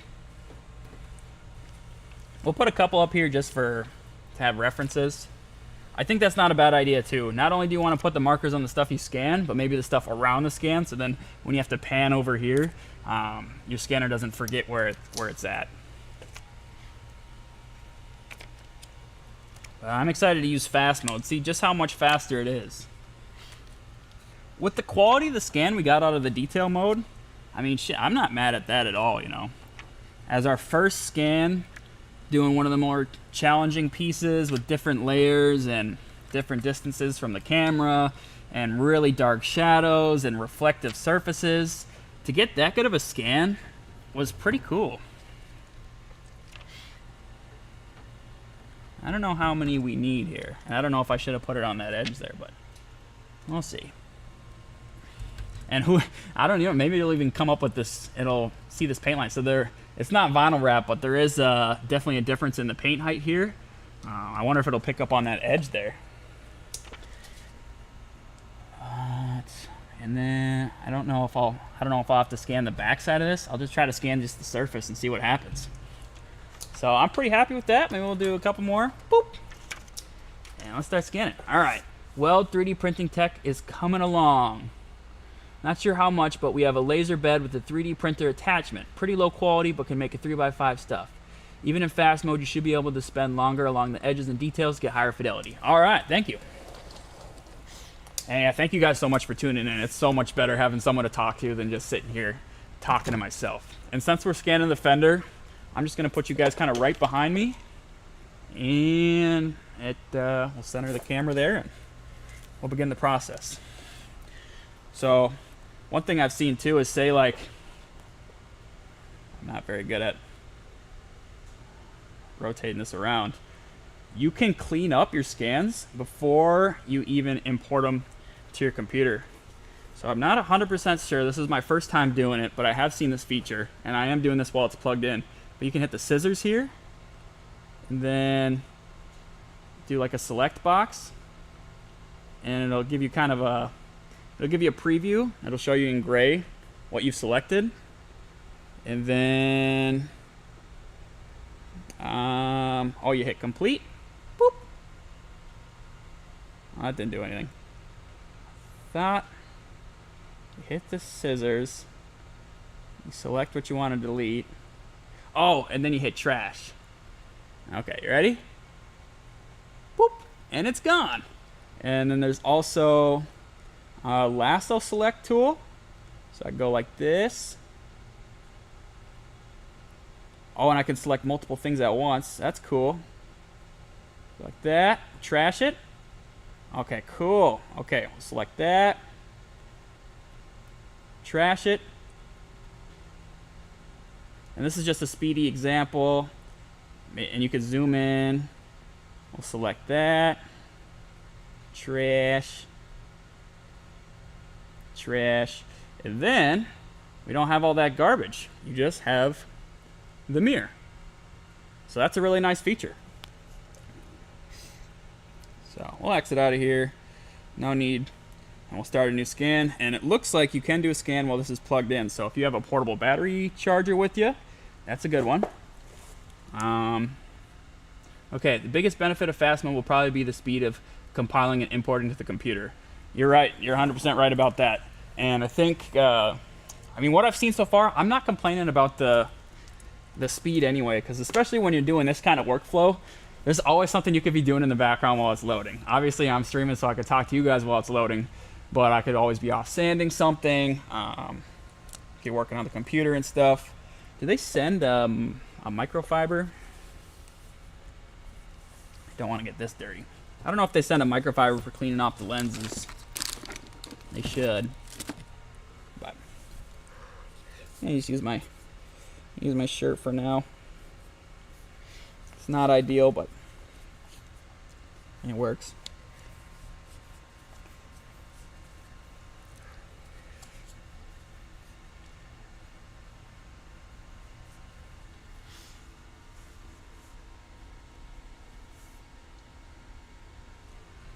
Alright, so I got a little schmutz on my camera here. Let's see if I can get that cleaned up. So I think if you're getting one of these, invest in some glass cleaner or some lens cleaner and a couple of good lens cleaning cloths. It's kind of hard glass to clean. Alright, here we go again. So, fast mode this time. I'll give you my experience with fast mode. And fast mode, I don't know if you guys saw during calibration, you are pretty far away during fast mode. You don't have to be close at all. But like Ethan said, we will try to focus on getting close on the edges, and we'll see just how much detail it picks up. That's kind of why I left the glue residue on there. So, okay, so it's taking a hot minute to switch to fast mode.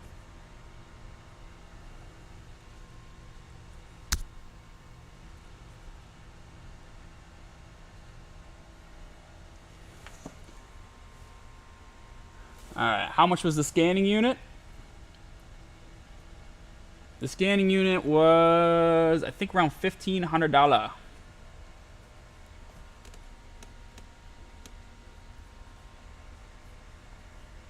I don't know. I don't see that on my preview. Yeah, I think it was around $1,500. I gotta double check. Okay, we're scared. Damn, that's fast. Okay, so I was just hanging out here, and even from this distance, I'm scanning the top of the tote. I'm scanning that right now. And it's picking it up, and it's picking it up good. And it's remembering, too. Yeah, dude, fast mode's legit. Okay. Alright, I think we're going to be cooking here, guys. Oh, no, my Sprite! Fuck! I tipped over my Sprite. Alright, guys, get ready. Fast mode. I'm stoked. This is kind of what it's all about. I'm not in the market of scanning figurines. I'm in the market of scanning body panels. So this is what it's all about right here. Now you can pee in it. Yeah, not yet. Not yet. Can you use like any dry erase paint pen thing instead of the stickers for your dots? That's a good question. I don't know if it looks for the specific dot. Yeah, like if it was a white car, could I just draw little circles on it, I don't know. Alright, don't get roller pin. How much is it? Yeah, I don't know why some of these things didn't come on.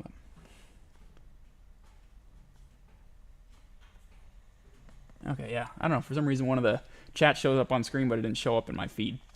Okay, fast mode. Alright, it's 7... Let's see. What time is it?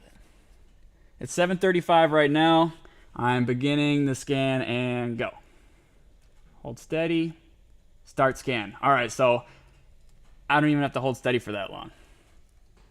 So, yep, I'm painting. It's even saying I'm too close right now. Guys, that's nuts. This is the distance it wants me to be. I gotta back the tripod up. It wants me all the way back here. This is the medium distance. I can even go farther than this. I'm like an arm's length away. Oh, and the detail, guys. Holy shit. Oh, yeah. Man. I'm like being super careful because of how anal I had to be when I was in HD mode. But I haven't had it yell at me yet. And before, when I was in HD mode, you guys saw how it would yell at me every 5 seconds. Oh my goodness. And I barely just glanced it over to the left, and it already got like half a foot of the door. I'm up to the body line already. Oh, I lost the tracking. All right, we're back. Lost the tracking again. We're back. I gotta back it up a little bit. I'm getting too close. God, that's crazy. All right. We're moving over to the fender. All right, we got the top really good. Oh, you know what? It's scanning the gray areas faster than it's scanning the black areas. Look at that. I don't know if you can see it on screen, but it's, yeah, the gray area is so much faster. Okay, it's got that edge really well. Fuck it, we'll scan the top edge of the fender. Why not? We're already here. Damn, that's fast. Okay, now I think for the black fender, we're going to have to turn up the brightness. It's on auto right now, but I think we're going to have to turn auto off and manually turn up the brightness. And boom, the second I turn up the brightness, now I can pan right over the fender. Ugh. Yeah, so glossy black surface is definitely more of a struggle than the glossy gray surface, for sure. But it's doing great. It's doing so much better. Yeah, and it's still like, I'm too near. Wow. Oh, it's already... Dude, I'm way back here, homies, and it's picking up the brakes. It's scanning my brake rotor right now. It loves complex shapes. It loves that kind of stuff. The more detail it has, it'll capture it from across the room. It don't care. Okay, so let's really try to get that edge. I'm getting too close. I got used to fast mode. Okay. Yep. Good stuff. Make sure we get the tip of the fender here. Got it. Make sure. Yep. Get that. I want to make sure I really get that shape of the lip, you know. That's going to be a bit of a struggle, I bet. Oh, I probably shouldn't have touched it. It's all right.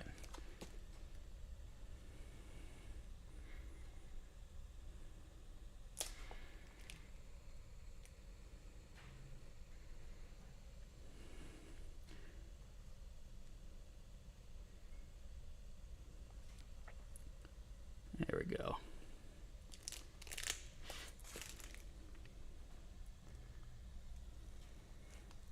I keep getting too close. That's wild. It's done a great job scanning the brakes already.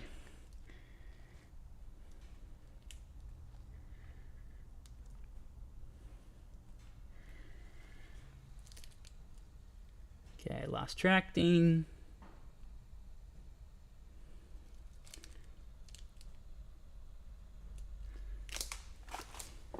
There we go, we're back.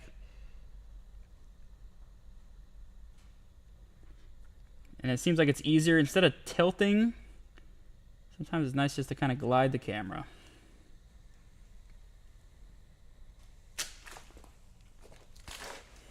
Yeah, it's almost just like you just use it as a camera almost. It's like you're just taking a picture of it almost. Got all that.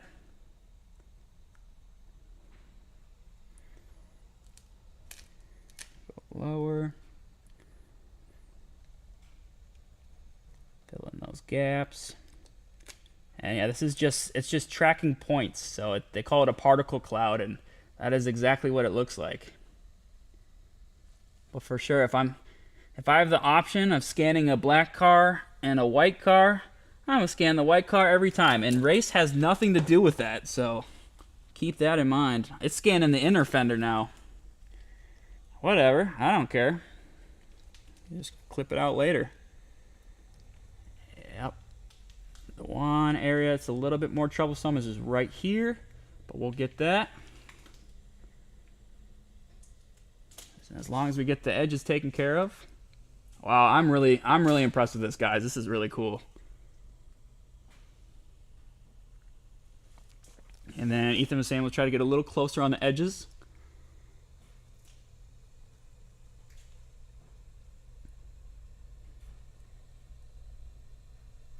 There we go. Wow, yeah, I can wrap around the corner. Wow, that's incredible. Screw it, I can get the flanges down below. Wow. That is incredible, guys. And this fender is not thick. You know, it is not very thick at all. It's very thin. It doesn't have to be thick. It's steel, you know, so it's just about 16 gauge.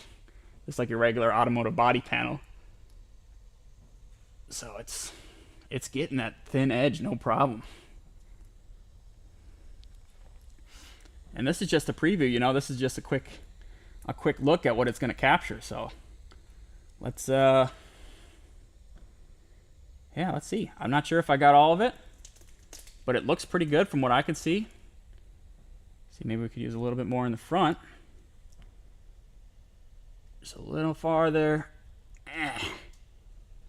I think that's going to be good. All right, so we'll pause it there. Yeah, I'm very impressed. That was much higher performance. So fast mode for cars, HD for model cars. Exactly. Hot Wheel HD, regular mode, just regular. Yeah, that was insane, guys. Honestly, if you're going to be scanning now, you could take off the fendy and scan the back clips. That would be the move. Okay. So here's my preview.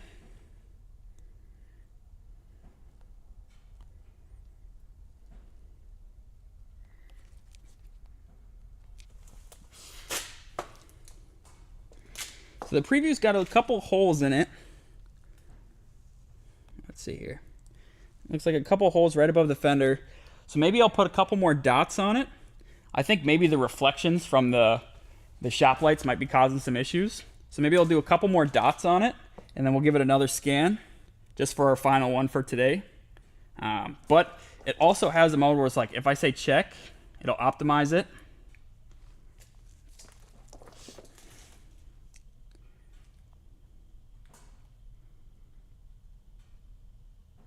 Okay, so after optimizing, cleaned it up a little bit, but it looks like there's a little hole. That might actually be a reflection it was capturing. But yeah, these are just the particles.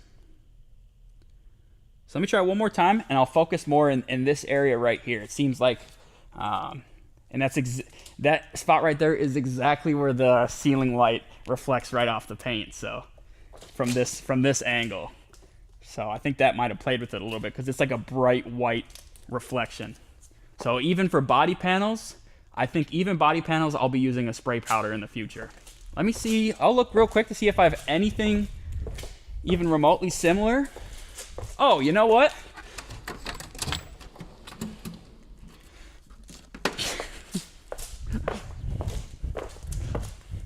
This is kind of silly, but this has dust in it in the boot. It collects dust.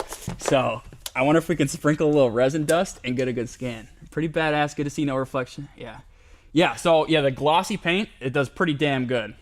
What I do notice is if you have, like, say if you had like a sunbeam coming off of it, or we have these fluorescent lights on the ceiling, there's like one strip right here. If you hold, like if you were to place yourself right here or hold the camera right here, there's like a big bright white rectangle, and that's where it struggled. But I think if I take a little bit of dust, like this sander here, it's got some resin dust in it.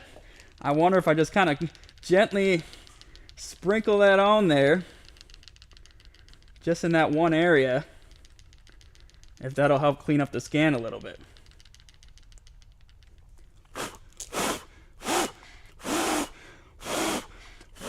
It's all I got on me right now. There's a little bit of resin dust, but people in the comments have recommended like a foot powder or something. But that should help really well.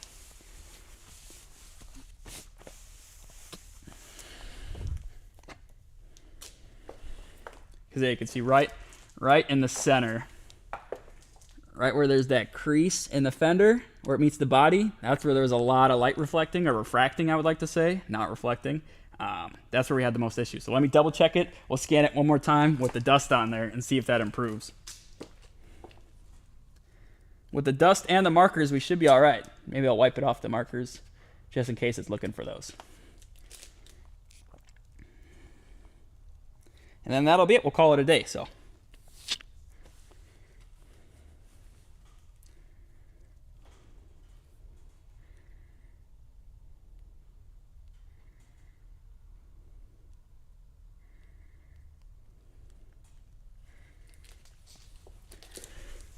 Alright, so switching from the preview mode back to the camera takes a little while. I bet you the scanner would have done a damn good job scanning this, because it's not very shiny, so it probably would have worked really well with this. But yeah, I think that dust is going to make it perfect.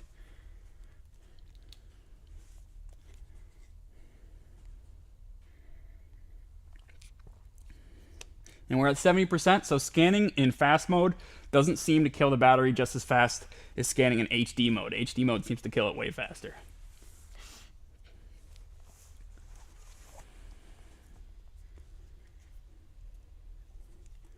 Alright, we'll do one quick scan. I don't want my microphone to die on you guys. Okay.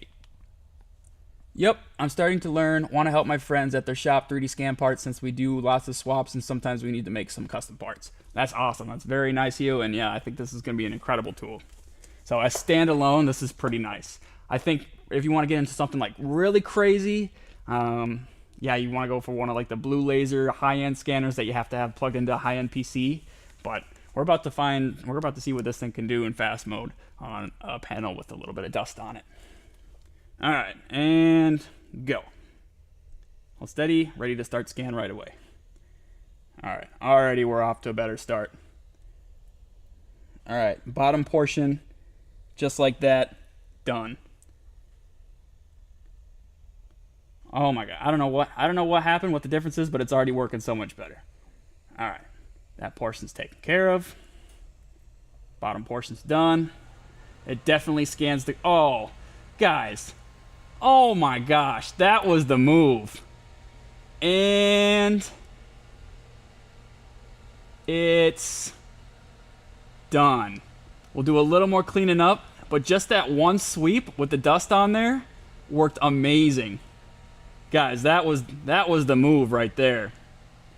Yeah, that works so much better. So if you have black paint and there's a lot of really bright white reflections, it might throw off the scanner. Just put a little bit of dust on there. We just used some sanding dust from sanding resin. Oh my gosh, guys. And that's all the data we need right about. We'll go one more time. Yeah, that was the move. Even on the areas where there is no dust, just having the dust particles helps it locate itself so much better. Yeah, I was impressed last time. This is incredible. And we'll get that top edge, and we'll get the front edge, and we will call it a day. Yeah, I'm even getting the hood now. Before I was over here, it wouldn't touch the hood at this distance. And the front end's taken care of. And the fender's yeah, oh my gosh, that was the move, guys. See if we can get that edge. Very nice.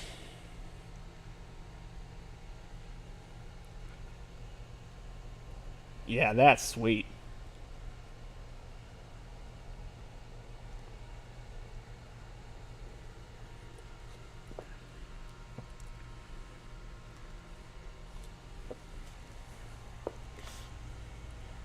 So I think if you're gonna do like a crazy move, like walking across the car or something, you should hit pause, because I think that can mess up the scan if you're going too crazy fast. But that should be pretty good right there. Got a couple extra particles down here. I don't know how that happened. Let's see if we can clean those up.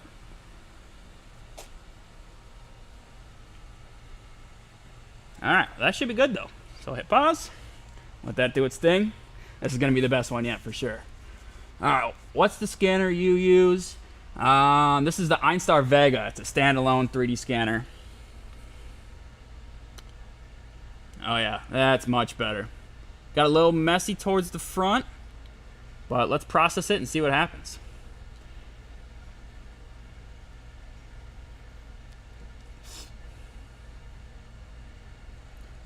Yeah, and of course the worst spot is the front where it's the shiniest and you have that refraction right there. All this, incredible. You'll see it in just a second.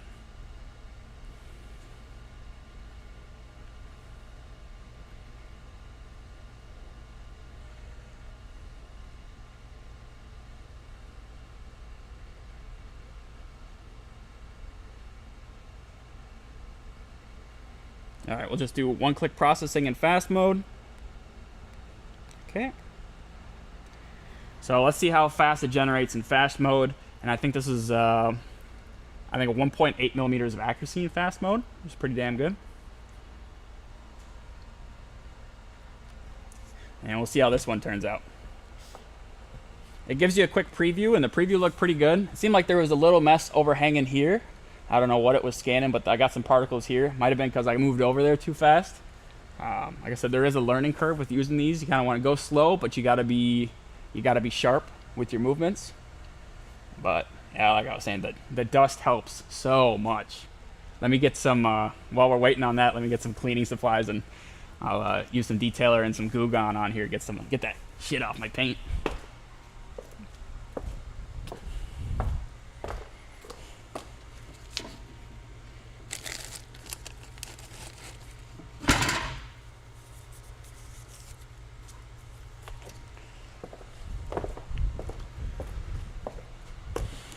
Don't want to get it on my scanner either, so let's set that over here.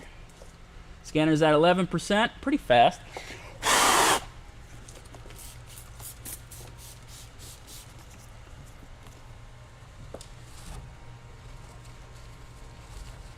I'll have to use some Goo Gone on the sticky stuff from the tape we peeled off the car.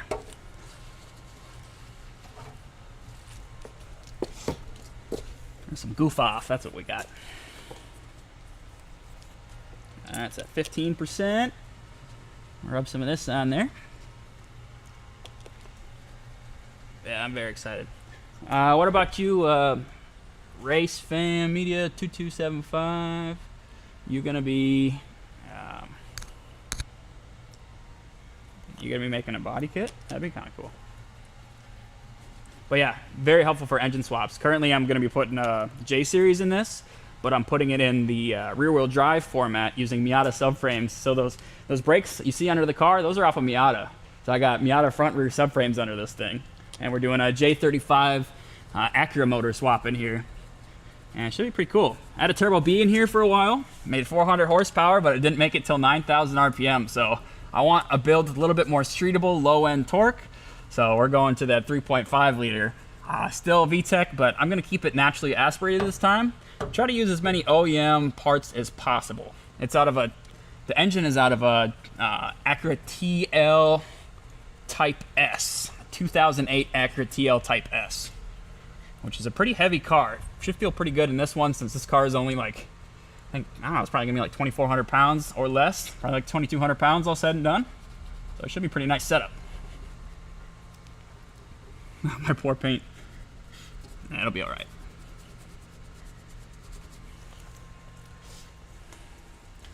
So, all right, XX Gorilla ZXX777. Thanks for tuning into the stream today. We're processing a scan right now. So, oh, and look at that. Looks like it's done.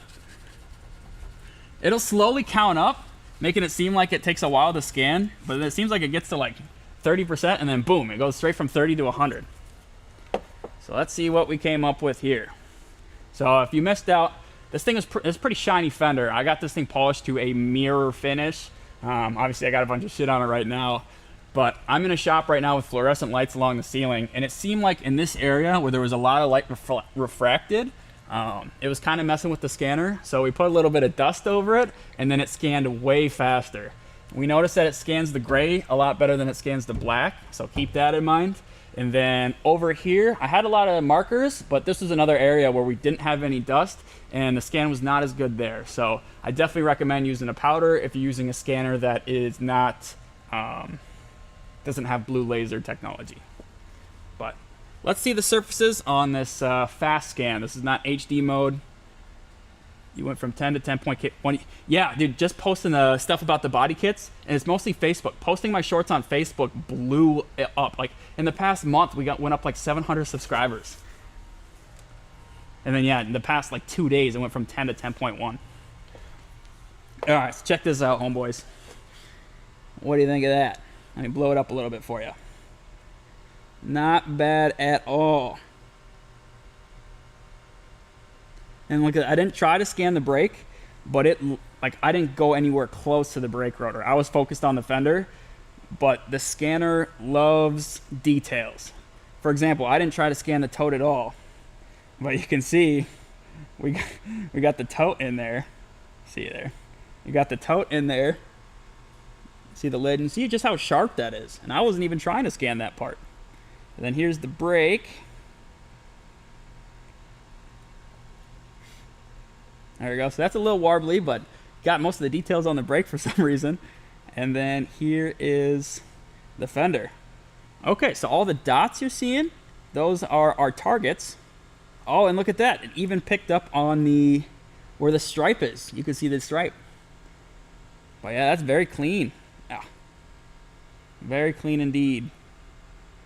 Definitely workable. Definitely can make a panel off of that with this accurate scan data. And you can see, yeah, you can see it even scan like underneath the fender a little bit. But yeah, that'll be perfect. Yeah, you can see that. So those are the markers. Those little bumps, if you can see that. And then it picked up some data right here. I don't exactly know what it scanned there, but it might be because I was jumping around the car a little too fast. This is my first, and keep in mind, this is my first day using this scanner. You're looking at the first hour and a half of me using the scanner. We're already coming up with these results. But yeah, you could just see the conforming, how well it got the body line and the curve there. So that's the body line you're looking at, kind of sprawling across the screen. The factory body line on the Civic, it dissolves a little bit when it comes over this point here. The factory fender kind of intersects the body line, but it runs from here all the way to the front. And that's kind of where my kit is located. I have it kind of flowing with the body line of the car. And then my fender that's sticking out, that's actually mimicking the factory fender body line there too. So the Civic does have a line there. I just extended the sheet metal past it.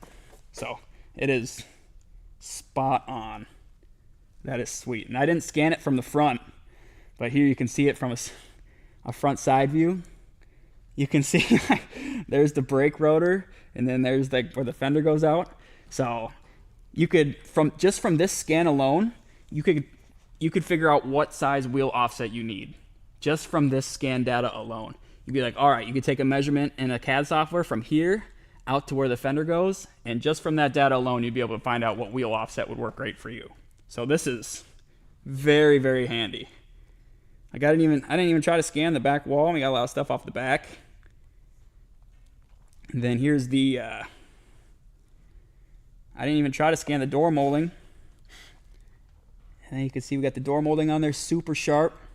And I think it looks even better. Let's see. Okay, so it's got texture adjustment and auto hole filling. So it'll fill holes for you. I have seen like my buddy Dan, Blacklist Dan, he's had some issues where he'll do a scan with this. It was a couple versions, software versions before, and he'd have holes everywhere he had a target, and that would be a good feature for him to clean that up. But yeah, just look at that. Where the fender meets the body, it's super sharp. You can see the door line looks good. Oh yeah, even picked up on the teeth on the jack stand. I wasn't trying to do that, but I got that too. So spray powder is the move. Definitely would work better. I would have probably had a better result if I just did one pass here and didn't go back and forth over this area a bunch of times from different angles because of the refraction. But overall, I'm super happy. We even got, just look how clean and straight the body lines are. So I'm very happy. Let's read some of the comments. Okay, we still have audio. Okay, I'm here because I own an EJ8. Oh, very nice. Very nice. I'm here because I'm playing Minecraft. Would you just look at it? Would you just look at it? Yeah, I'm very happy. So, yeah, thank you guys for tuning into today's stream. I'll give this a quick wipe down, but yeah, I do recommend this. It's pretty nuts. That works pretty damn good. And I'm sure with more practice, we'll do better. But this is 1.83 millimeters of resolution. So it's, I mean, that's pretty damn good. Let's see. See if I hit. Oh, I could take measurements too. So I'll hit next. And I think from here, you can save it to a cloud and then view your scans on your phone. So these come with their own like cloud storage system. So you can view it on your cloud or your model library.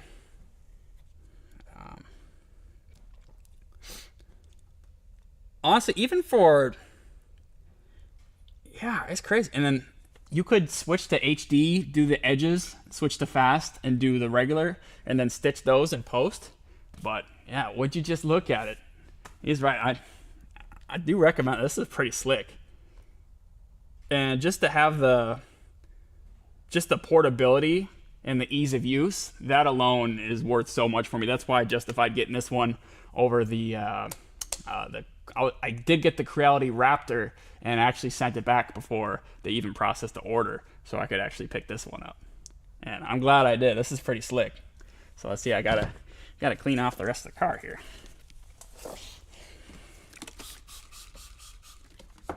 But then, yeah, a lot of people complain about having to take the little dots off. But honestly, I don't really care. I'll see how hard they are to remove. I'm sure it's not that bad. So much shit on the car. I'll have to keep kind of working at that. All right, let's see how easy these dots come off.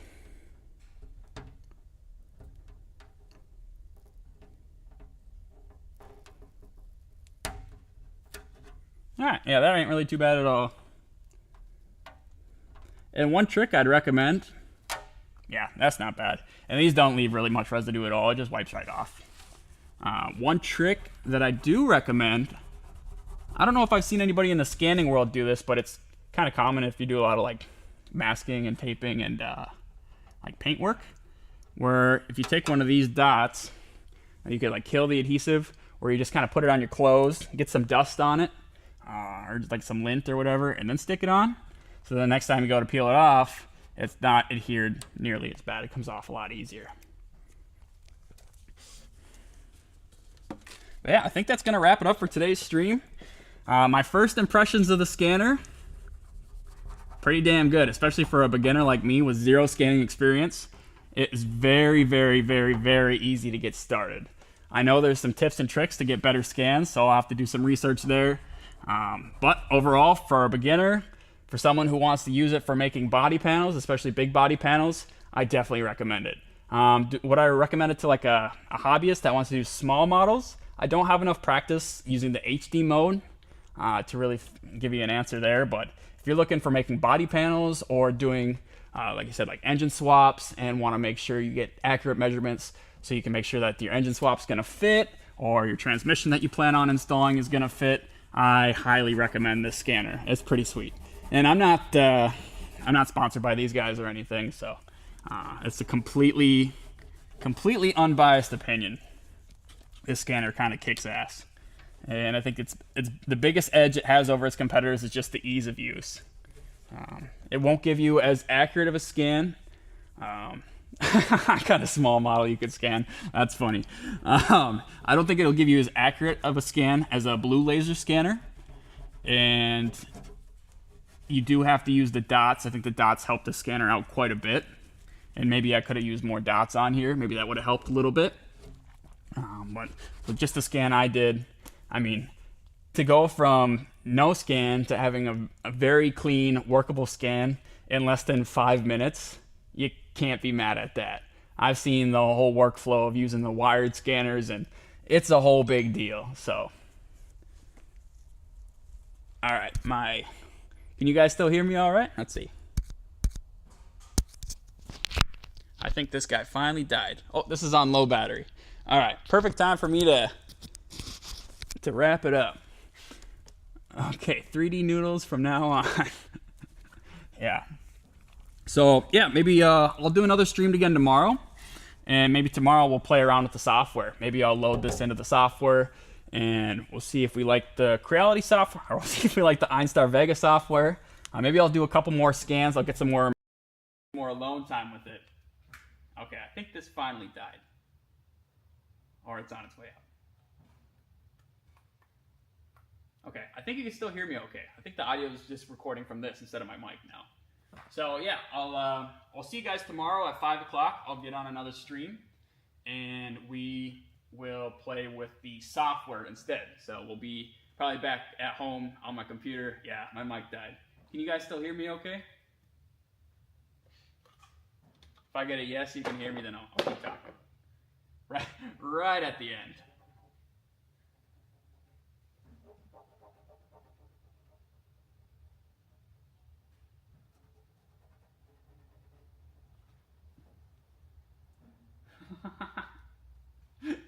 Yeah, hopefully you guys can hear me again. It should, hopefully it switched it. Can you hear me now? It says my audio input capture. It's got lines there like it's reading.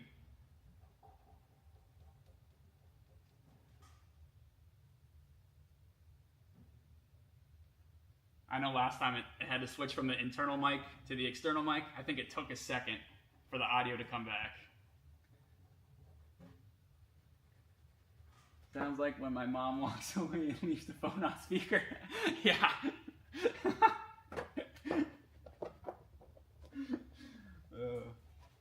Okay, yeah, so the audio's not going to be as clean.